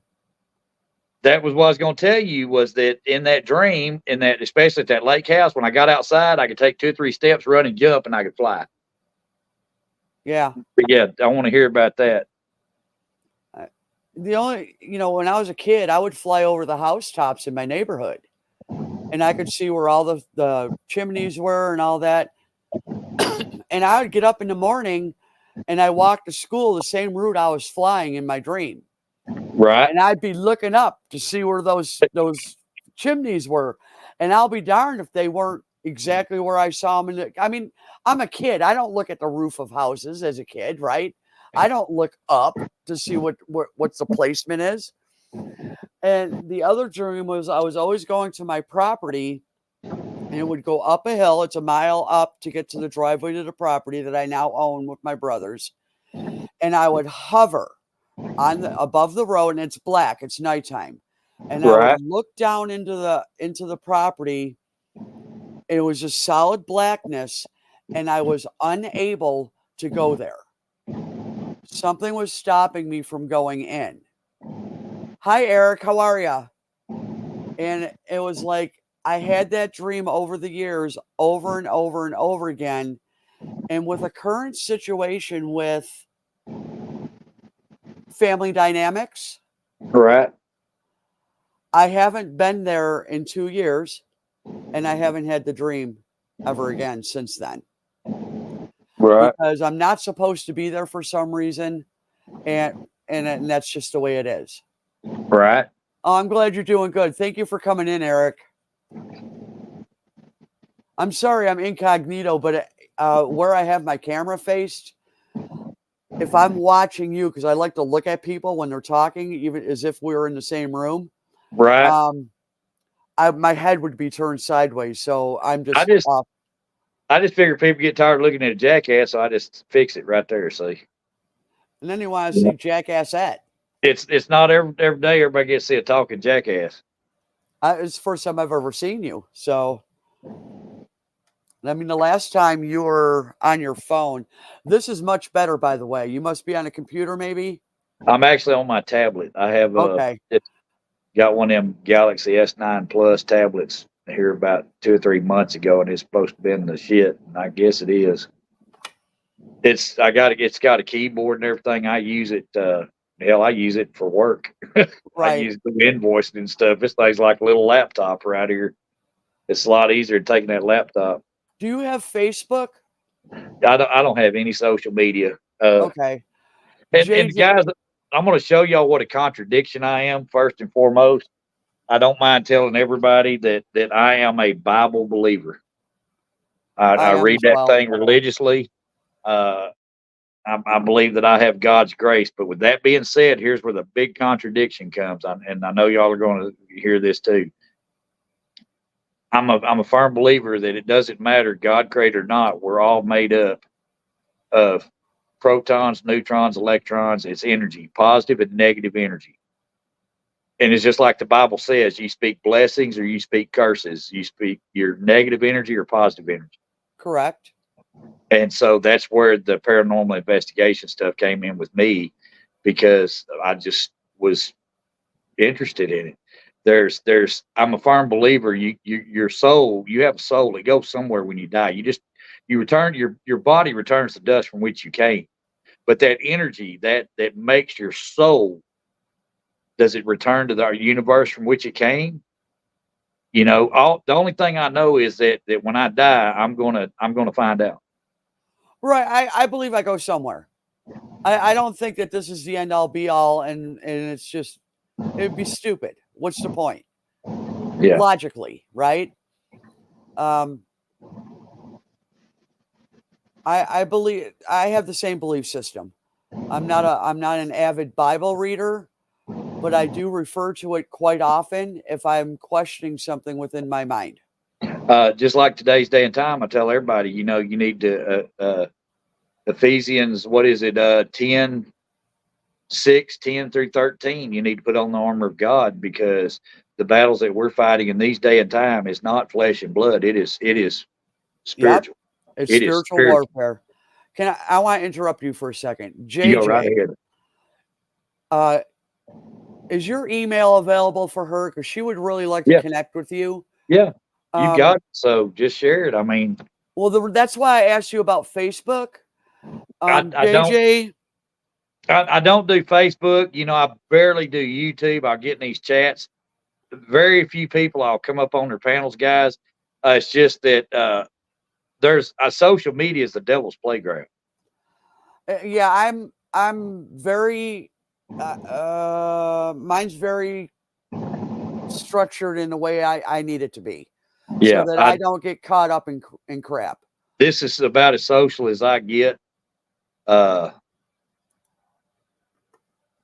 you Let know, me. it just I don't I don't do Facebook. I don't do Twitter, whatever, all that other crap. I don't do none of it. Twitch, Instagram, whatever. I don't do it. You know. Okay, I'm gonna have JJ just email me because I'm not one to put. I know you don't mind, but I just prefer to keep it simple. You can you can do a StreamYard with JJ that is not live. That's why I wanted Yeah, to well, tell that's what her I was that. going to suggest. You know, it's just like this right here. JJ and Sweet Acres, you know, y'all need to come up here and tell your stories. You know, it's this what this is all about. You know, if Amy don't mind, I mean, that's how we all.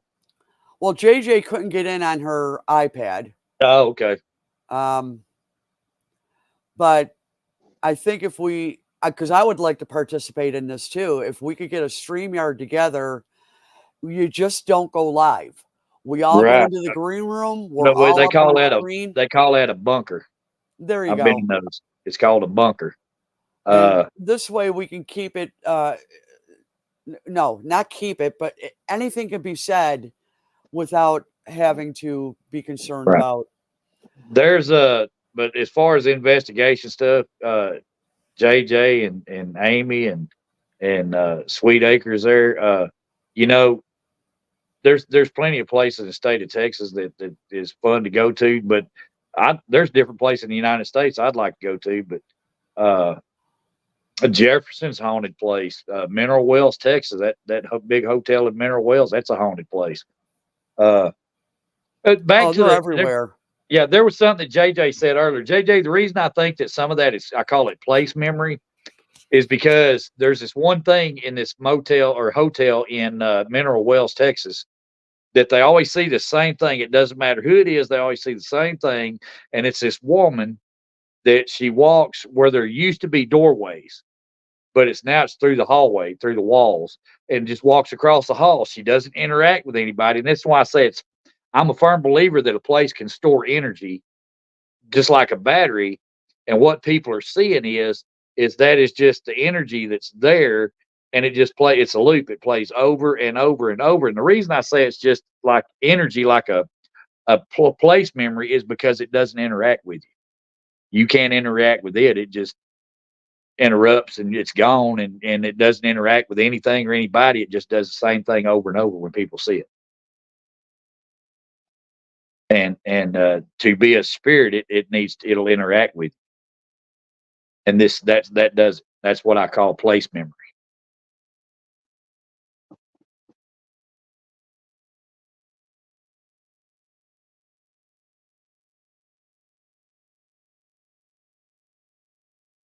Right, JJ, I see that her injury is definitely there.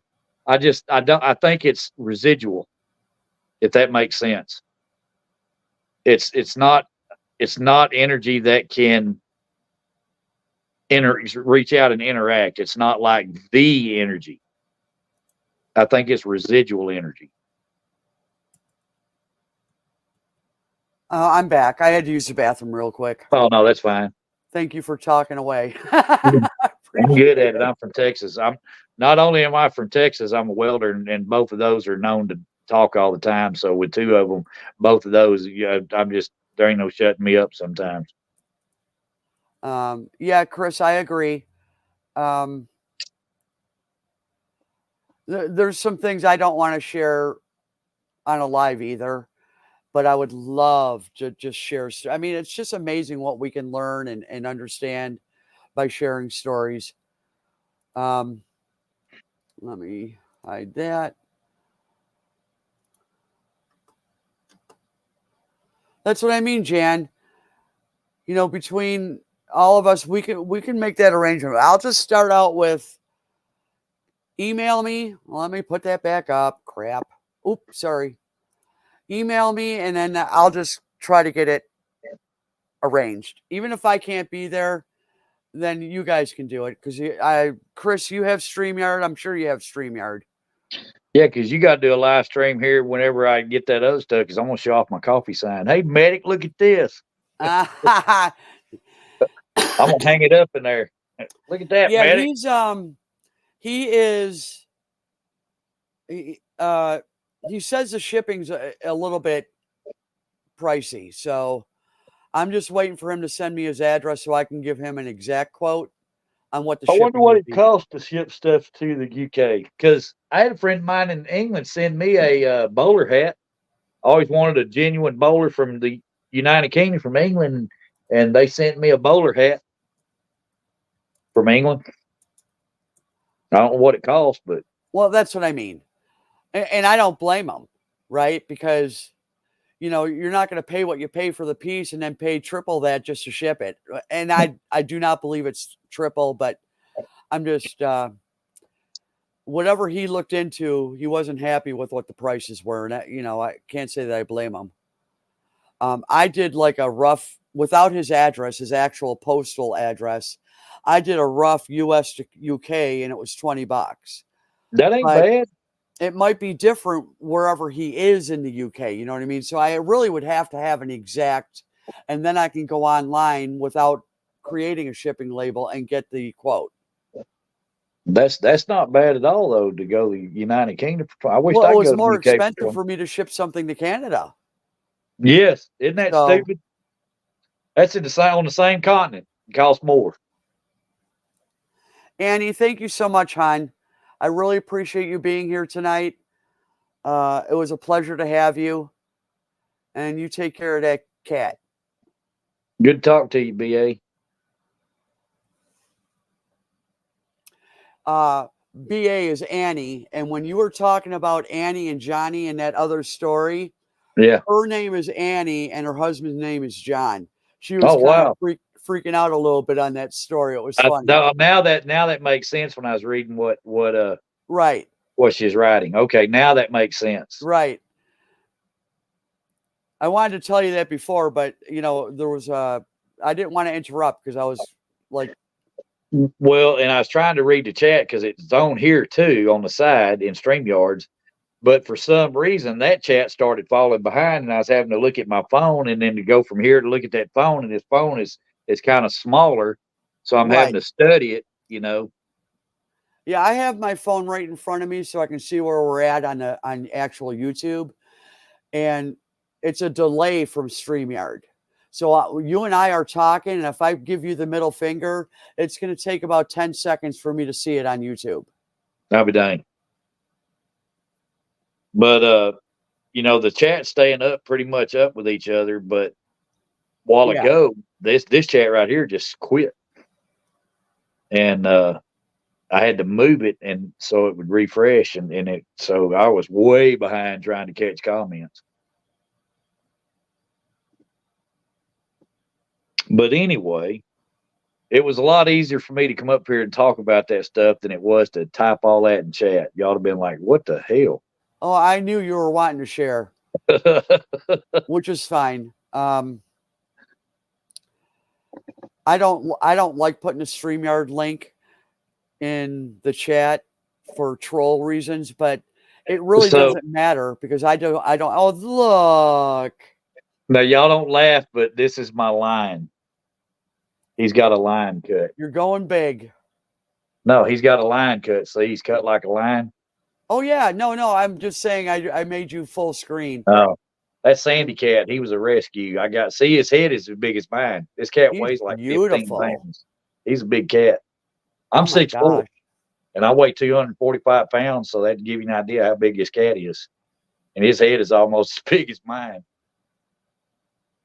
But that's Sandy Cat. Jan, StreamYard has nothing to do with YouTube as far as subs go. So yes, you can get StreamYard, but if we create the StreamYard chat to get everybody get in, All you have to do is click a link and you'll be able to come in. Now, if you want to use StreamYard for your live streams, then you would just sign up for the free version, which is you can see on the screen. I have to have their watermark in the top right-hand corner. I don't get a lot of the perks, but I don't need them. So, no, StreamYard has nothing to do with YouTube. So, yes, you can get it. You can use it for your own live streams. I actually have never, ever used YouTube to go live. I've always had StreamYard from the get-go. I tell everybody I got 2 cats. Why? I'm securing my manhood. But this cat right here, every time he gets my arms, he gets that noble look about him, cocks that head up, looks around like, yeah. Hi, Squirrel. Good to see you. Trying to get up the nerve to do what? Use StreamYard? Oh, you haven't been live? Yeah, you're live. You go live on your phone, right?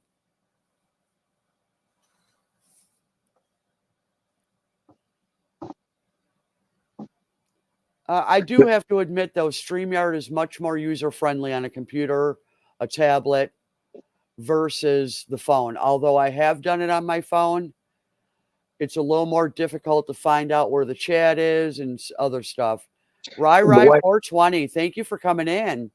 The way I figured out to do it on my phone is I just go up there when I click on the link, and then I go up there to the menu on the browser, and I tell it run as desktop mode. Then it's just like here, it's just smaller. Oh, I run it in desktop mode.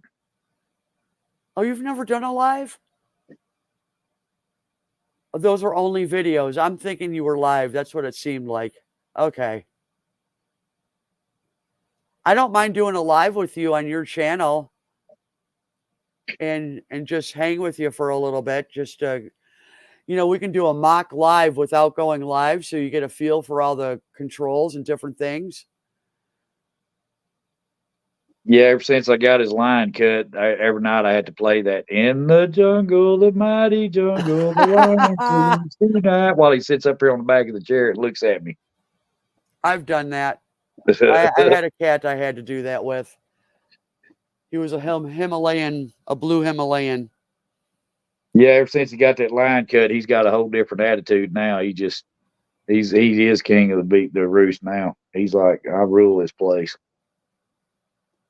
Look at him. He's like, yeah, mister. Aw. Yeah, he was paid attention to me. He was a little kitten, and he was outside under a bush in 105-degree weather temperature, screaming. He was that hot. And when you found him? Yeah. Wow. Brought him in, cooled him down, and at first we were told he was a little girl, so we named him Sandy. And then about 2 weeks later, I come in one night and he was cleaning himself, and his little thing was sticking out like that. And I was like, uh-oh. And come to find out, she is a he, but the name stuck. It don't matter. No. That vet said that's the friendliest Tom he's ever met. Is he fixed? Well, yeah, we got him fixed. We got him fixed when he was first vet visit, because the veterinarian called me and said, hey, he said, I just want to tell you this is the good natured's tomcat I've ever met. And he said, but I suggest if you want to keep him that way, go ahead and knock him off. And I said, well, I'm glad I didn't bring him up there. My mother-in-law did, and I'm not picking him up. So do what you got to do. And when he came home wearing a lampshade, I just picked him up and said, I'm sorry, buddy. I didn't know they was going to do that to you. I thought they were going to take you to the park, let you chase birds and leaves. So he never got it in for me because I took him to the vet. Yeah, but you know what? It's better for them. Yeah, Sandy is a good name for a boy or a girl, Jan. Oh, well, I call him Sandy. I call him Chairman Meow. Yeah. Because he wants his treats. He always wants them right meow. Right meow. Oh, you ain't seen that? Hold on a second. Let me go get his kitty crack. Hold on, Sandy. Come on. Look, you get right there. Let me go get this. Oh. That's probably what he's waiting on. Yeah, that's exactly what he's waiting on. What a beautiful cat. Yeah, I'm talking to you, Sandy. What have I got right there? What is that right there? He's like, hell yes. You want some of that? Oh, hold on. Come on, let's show them what we do. If we're going to show them all, let's show them how we really do it. Get up here like that. You know what you got to do. You go, oh, yeah, there you go.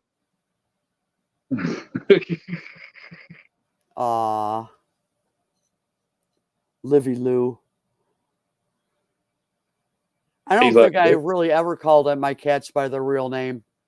he's like, bring it back over here now. And breathe. You got to breathe, Sandy. Oh, here No, comes a I little. don't. Uh-oh. Look at he's like, bring it back over here. We got another one wanting in on that action. Yeah, this is Keko, my tuxedo cat. She's a tuxedo cat. Oh, I got a little fat chihuahua too.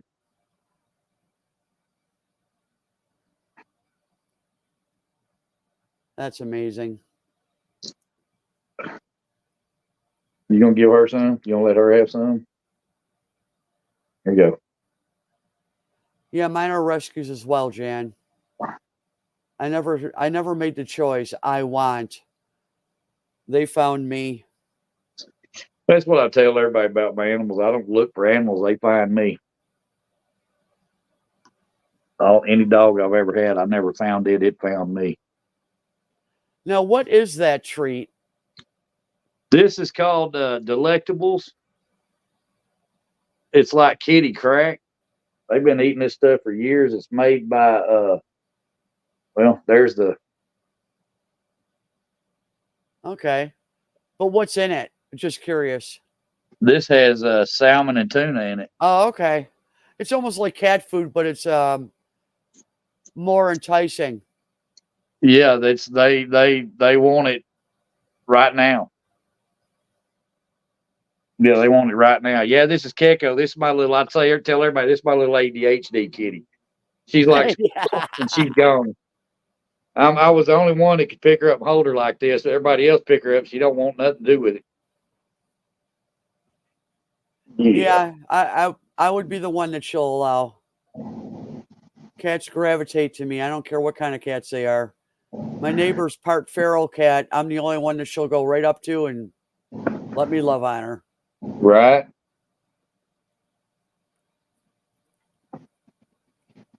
I had 16 of them at one point.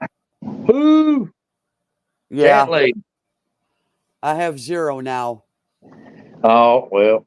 I OD'd. Now I'm collecting dogs. Are you collecting dogs?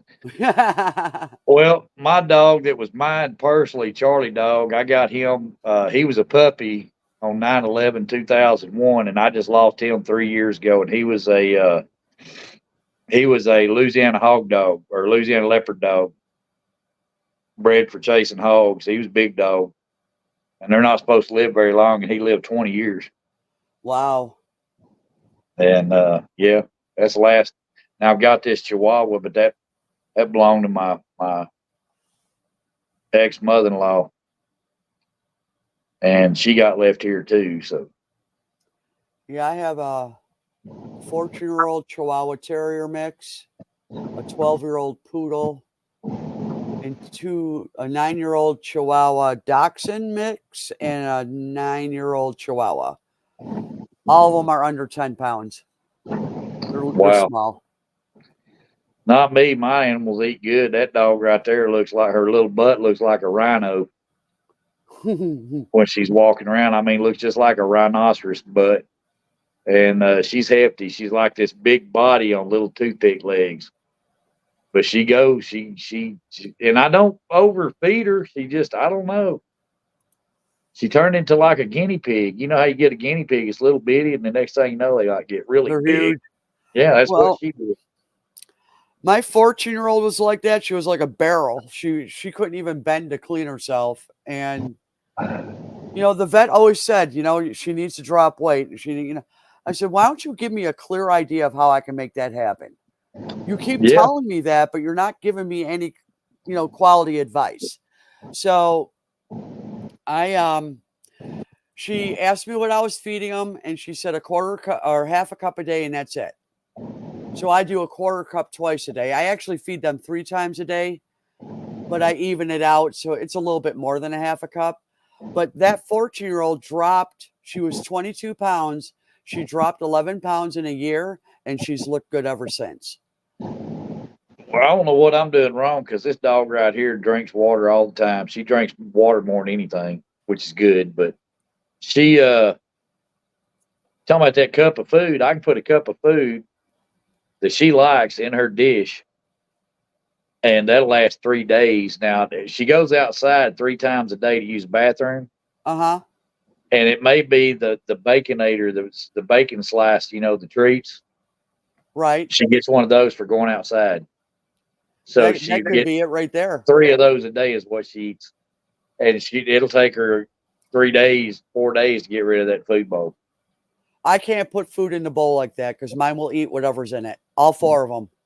They will empty it even if they puke it up because they ate too much. She's not that way about that, but she definitely wants her treat whenever she goes outside and does what she's got to do. She comes back in, she wants that treat, and she gets rewarded. Yeah, I reward with loving every time they do their thing. I just wouldn't think that 3 of those bacon treats a day, they're just like little old strips of bacon would keep her weight on like that. Well, that was the other thing my vet said, none of that stuff. So any treats that I give them, if I want to go that route, would just be the dog food. You hear that, Mila? You have to adjust it. What you could do is actually start reducing the amount of that strip, cut it in half, a third, just make it smaller and smaller and smaller so that it ends up being just one. Yeah, then she looks at me like, it's all right, you just give me half of that, and I'm going to leave half of that doo-doo outside, and I'm going to bring the other half back in. Yeah, you'll win because she'll have no choice. How old is she? She is about 12 years old. Hobo Rob. And still goes like wide open. Thanks for coming in, Rob. Hey, Rob. If I walk outside and walk a half mile down the road, that dog's right there on my heels.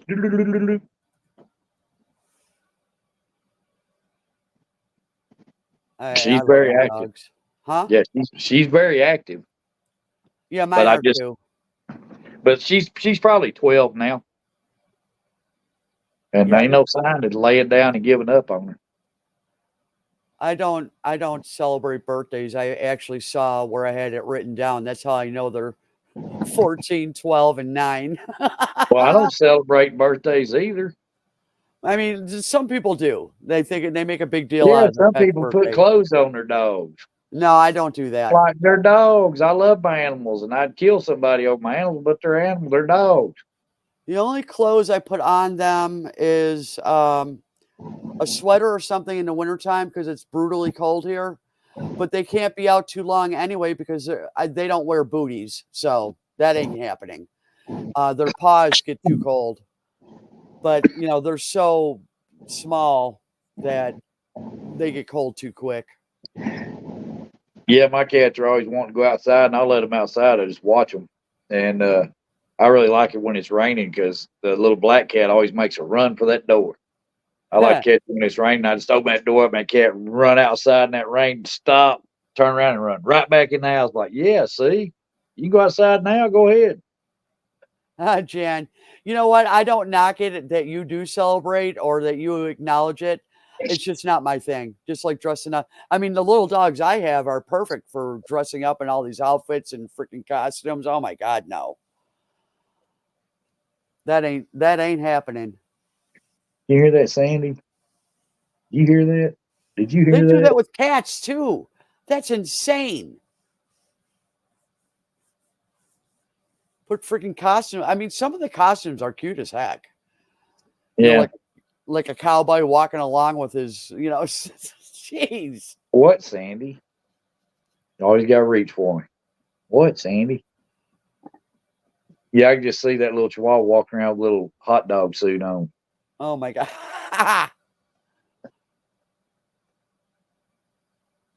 It'll make you look like Pepe Le Pew. That's so cute. He's a damn good cat. I mean, that's one of the best cats I've ever had right there. And they're like dogs. He's like a dog. I can call him and he'll come. And he's always got to be where I'm at. Yeah, my cats were amazing. No matter which ones or how many I had at any given time, they were way cool. All the different personalities were one thing, but it's just amazing. And they all found us, me and my mom. So it wasn't, again, it wasn't something I chose. Michelle, I Yeah, think it Sandy's, would be. yeah, you. 'Cause he get, cats, they get that look. Oh, yeah, they do. That look right there, Yep. He said, "You want me to do what? You need to look at your shirt, boy." But Sandy's one of those, because most cats, they're like, if you want to pet me, you're going to come over here. That ain't Oh, Sandy. yeah. I can call Sandy and he'll come right over. I don't care where he's at or when I come in the house. If I holler for him, here he comes, just like a little old dog. You see him, he's right here. He's And come up there and listening. let me see what the hell you're talking about. Man, who's that Sandy. lady talking? Talking to a damn iPad, Dad. What No, I the? don't run iPads. Well, whatever. Tablet. Yeah, and he's just indifferent about it. Yeah, he is. He's cool. I like you, Sandy. You're sweet. Yeah, you know your name. A paranormal investigator. That's pretty cool, JJ. Hi, Bing. How are ya? Thanks for coming in. Appreciate you. But yes, that's been I actually threatened there for a while on my military stuff, getting this cat registered as my service cat, and then I found out you can't have a cat for a service animal. Really? You can have a dog, or get this, a dog or a miniature horse. I was like, Okay. well, I'll just go get me a Shetland pony then. Ride that sumbitch into the jalapeno tree restaurant. Wow. Yeah, you I don't know why, but the only service animals you can have military related is a dog or a miniature horse. Miniature horse would be cool, but I wouldn't want to clean up the crap. No, I was gonna get him one of them digital camo vests with Sergeant Sandy on it and be like, get my card for him through the military, service the animal. It's my service cat. I bet you I could have want a the service cat outside of the military. I want the fajitas for two and bring him some tuna.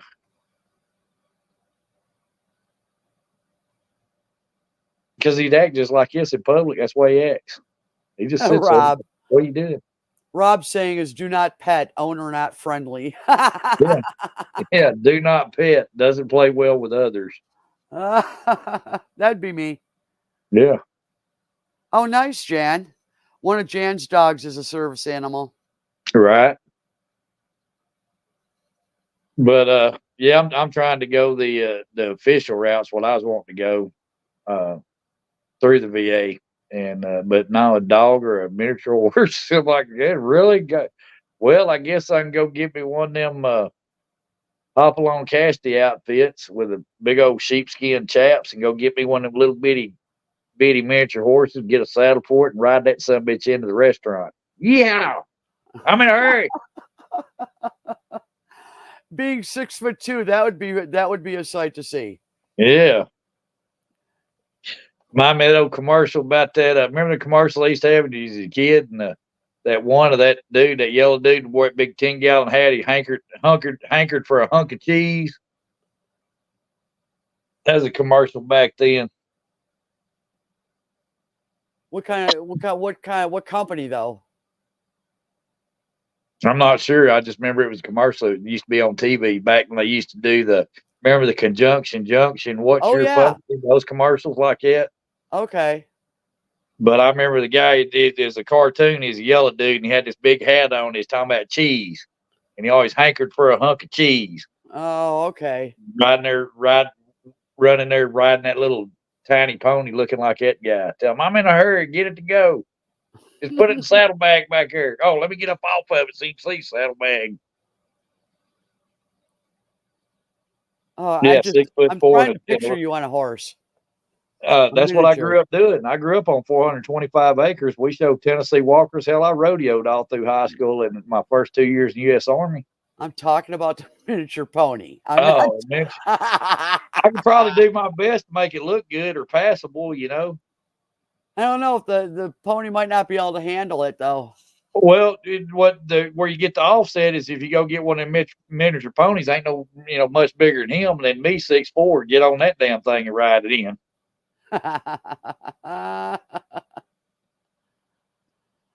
Michelle remembers the commercial. Yeah, yep, Michelle, that's right.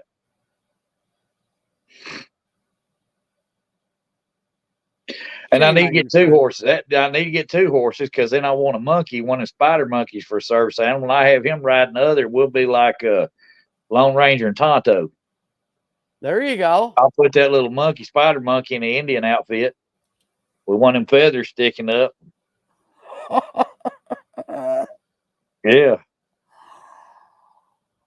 Hey, yeah. Do it with Sandy. Michelle, I got you by 6 years. I'm 55. I just turned 55. And I got you by 7.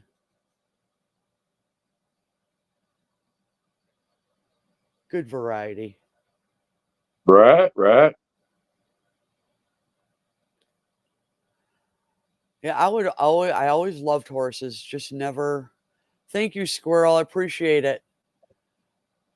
Never. I didn't grow up in an environment that would accommodate a horse. Of course, I grew up in an environment that didn't accommodate any pets. That's why I think I OD'd on them when I left the home. Shoot, I grew up cleaning stalls, halter breaking all the 18 to 24-month old foals, the colts. And the 18 to 24 months, they're ready to saddle break. So you start saddle breaking them. That was my job. Like I said, we had 125 mares. We ran a mare and colt operation, Tennessee walking horses right here in East Texas. Wow. We used to go to the celebration every year in Shelbyville, Tennessee, the Tennessee Walking Horse Celebration. 1984, I've got home video of Priscilla Presley sitting the next row over right in front of us because, Elvis was big in Tennessee walking horses. Oh, I didn't know that. Yeah, yeah. Most of his horses there at Graceland were Tennessee walkers, and she was still in the 80s. Priscilla Presley they were still showing them and running them through the bloodlines. But Wow. I've got home VCR footage of Priscilla Presley sitting right there in front of us, the row right in front of us, right there, and talking back and forth. And she was playing my little niece Rachel. Rachel was probably about a year, 2 years old then, and she sat in Priscilla Presley's lap most time we was there that day. It's amazing. Yeah. And they're regular people, and you find that some of these, I don't want to say famous, but you just see them on TV or whatever, and a lot of them are people treat them like they're gods. They're just normal people. Well, what's really odd is that was just normal stuff. It's like I tell everybody, you know who Neil McCoy is, right? Yeah. Neil McCoy lives right here. I grew up. Neil McCoy's from Matthew McConaughey's from Longview, Texas, right here. I remember Matthew McConaughey hanging out on Highway 80 back in the 80s. Wow. I remember Neil McCoy. Rodney Carrington, that comedian. I went to school with Rodney Carrington. His daddy cuts my hair. No kidding. They're just normal people here. You see them, they're just normal people. Well, that's what I mean. I mean, Yeah. Some of them are jerks. There are a few that. But that's like Priscilla Presley. She was just is somebody else, there that day. Yeah, that's what I She's mean. there the whole week, and our seats were together right there, and for the whole week. But what I was going to tell you was that we had a neighbor. My ex-wife's mother had a neighbor that she grew up in Memphis, and their house bordered, like if you were looking at the front of Graceland, you're standing there at the gates looking at it, and then there's the house. And then it would be, if you're standing there looking at the house to the right, that fence that goes down on that pasture over there, there's a row of houses. Vernon Presley had a house over on that street, but this gal grew up over there on that street, and she had VHS home or 16 millimeter home movies of when she was a kid. And Priscilla, Lisa Marie Presley was a little girl, now 8, 9 years old. Uh-huh. And she used to go over there and have sleepovers to go swimming over there. And she's got home movies of being upstairs in Graceland, playing at Graceland, swimming in the pool, and then to them, it was just normal stuff, it. Yeah, they didn't view it as yeah. It's just amazing to me. When I worked in California, I was 18, 19 years old. I used to be an attendant at the full service gas station. And Right. several notable Hollywood people would come through, and other people I worked with were all gooey eyed over it. And I'm like, don't you want his signature? And they're flipping out. And I'm like, no, no, I just want to pump his gas and send him on his way. I mean, he's not here to be, I don't know. I just I never had that starry eyed for people, famous people. If you read a book about Scotty Kilmer, that was one of the members of Elvis's band, and he wrote a book, and I've got it in there. It's called "That's All Right," and it's about them growing up and everything. And Elvis, for those that didn't know, Elvis was real big here in East Texas. That looked from the Louisiana Hayride over in Shreveport all the way over to Gladewater, where I grew up. Uh-huh. He kept an apartment over in Gladewater in the Lee Building. And there's so many stories about Elvis in Gladewater, Texas, over there. Just like Johnny Cash. Johnny Cash wrote the song "Ring of Fire" in the cafeteria of my elementary school. No kidding. Yes. Yeah, Tom Perryman was a big promoter, and there was KSIJ radio over in Gladewaters in the Lee Building, and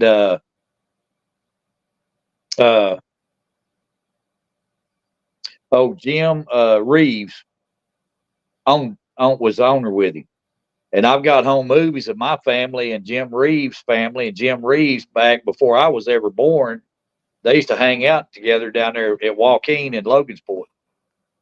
And this is way before I was born, because he was killed in '63, I think, in a plane crash.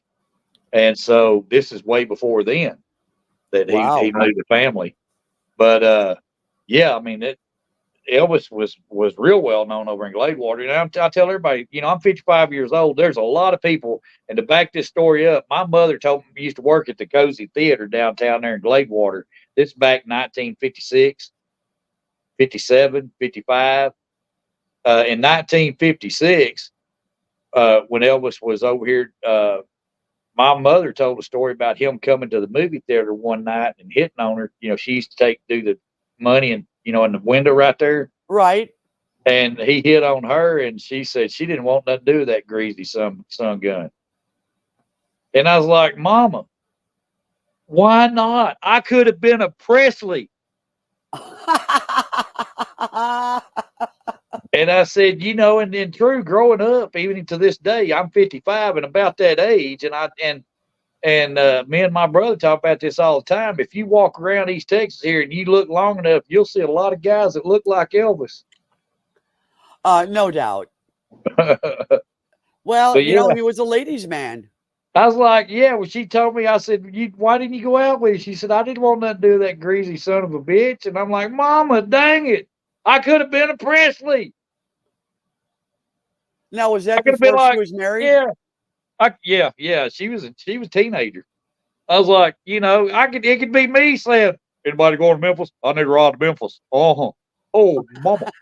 Hey, man, watch the hair. Thank you. Thank you very much. See? That sounds so good that you might be his kid. You never No, know. I'm not. My daddy wasn't shooting blanks when I came along, but I'm not a Presley. I meant when your mom was a teenager. Oh, yeah, yeah. Yeah, you're the one they don't talk about, of how you came along. Anybody going to Memphis? I need to ride to Memphis. Oh my God, that's funny. Hey, man, watch the hair. Oh, Mama.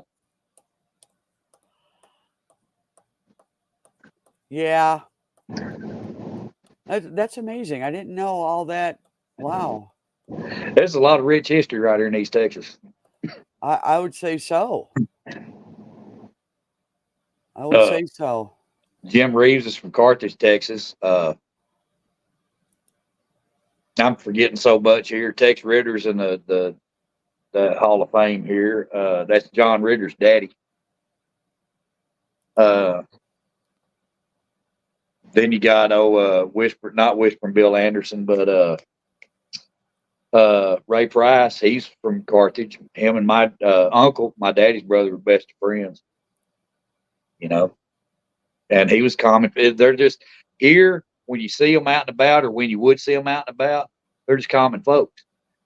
Uh, how many of y'all saw that movie that had Jack Black and what's her name and Matthew McConaughey played the prosecutor in Carthage, Texas? Is about the guy that killed that woman and put her in the freezer. You're Uh, asking the wrong person. I'm not a movie person. all right, hold on a second.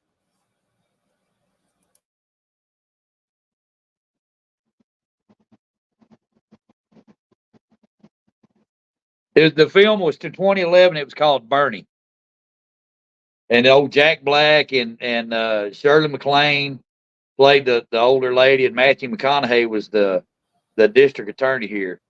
But anyway, that's a true story. That movie is based on a true story. And Danny Buck Davidson is who Matthew McConaughey played. Well, Matthew just came back home and played that part. But Danny Buck Davidson, just show you how small this area is. That was my dad's attorney, and that's the one that settled my dad's estate, handled my dad's estate as an attorney. No kidding. Yeah, and he was the DA by then when that Bernie situation happened. That really happened. Those events in that movie really happened.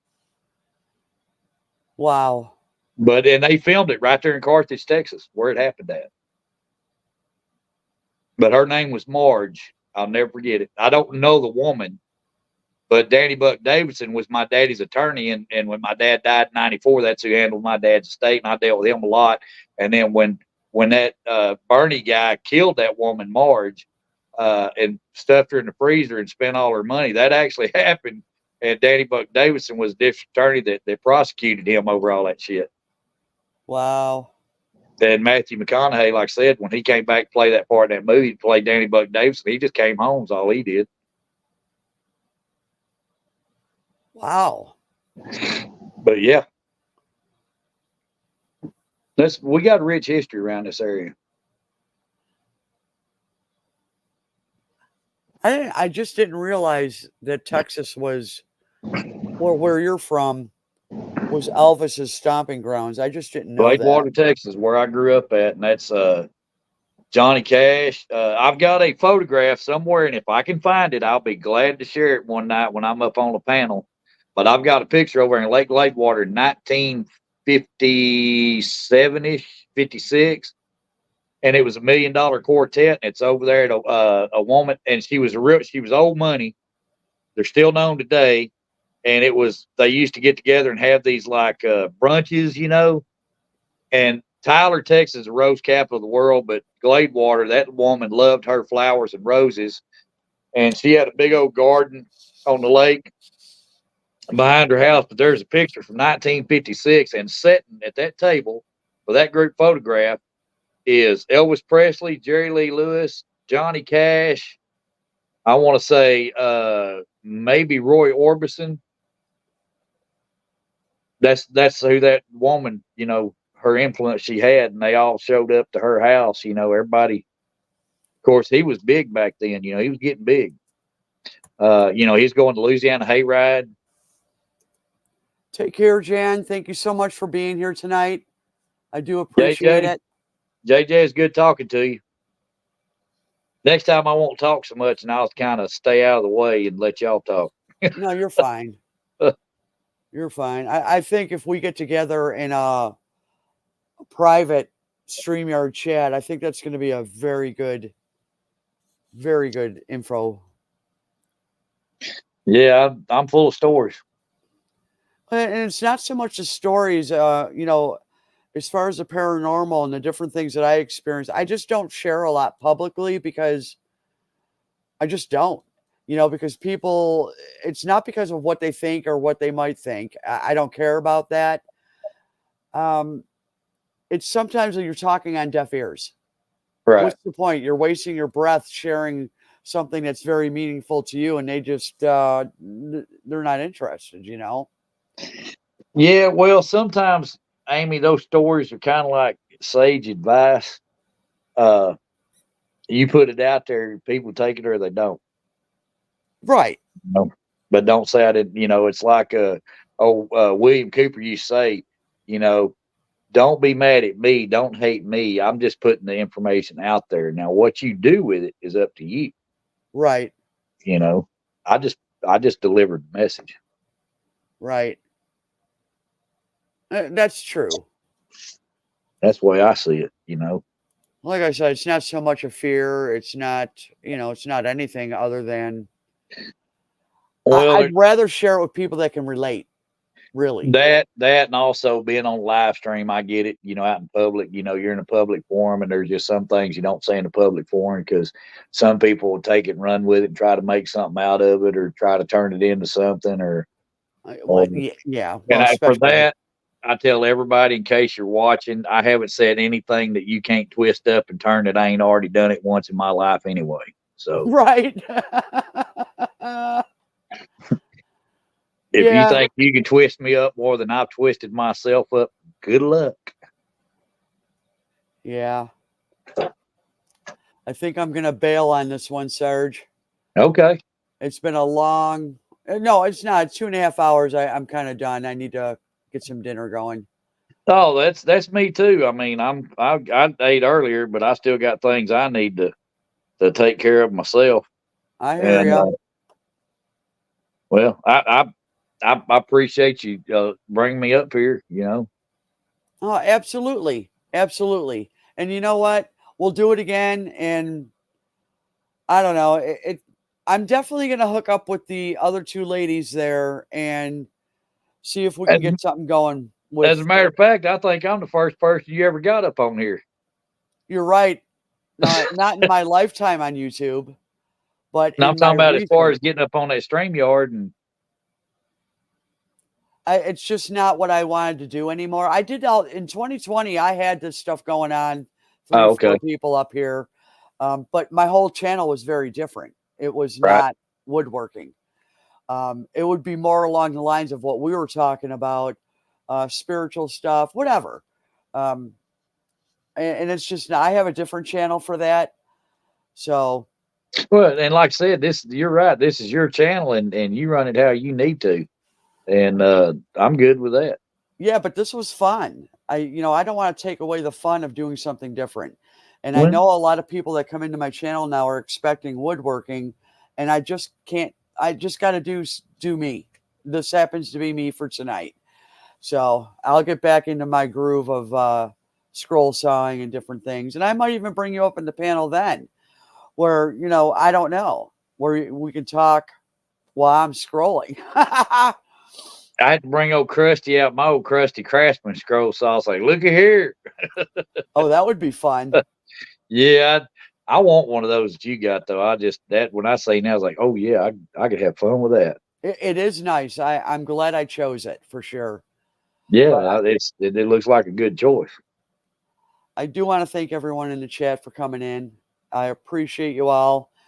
And I may start doing a live stream like this, uh, separate from my live stream for woodworking. I might start doing that. I don't know because I'm enjoying this. I mean, I think I miss the most when I'm scrolling is that I can't interact. I can't do both. It's Right, difficult right. to do so. So, Well, sometimes it do you good to change up pace if you need to, and do something different. well, that's what we're doing, ain't it? That's right. That's right. Well, I'm gonna get on out of here myself, and I got things I need to get done and Thank you, call it a everyone. night because Thank work you, comes Sarge. early. Yes, ma'am. Appreciate you. Y'all take care. I'll see y'all later. Bye bye. Thank you. I keep forgetting that second button.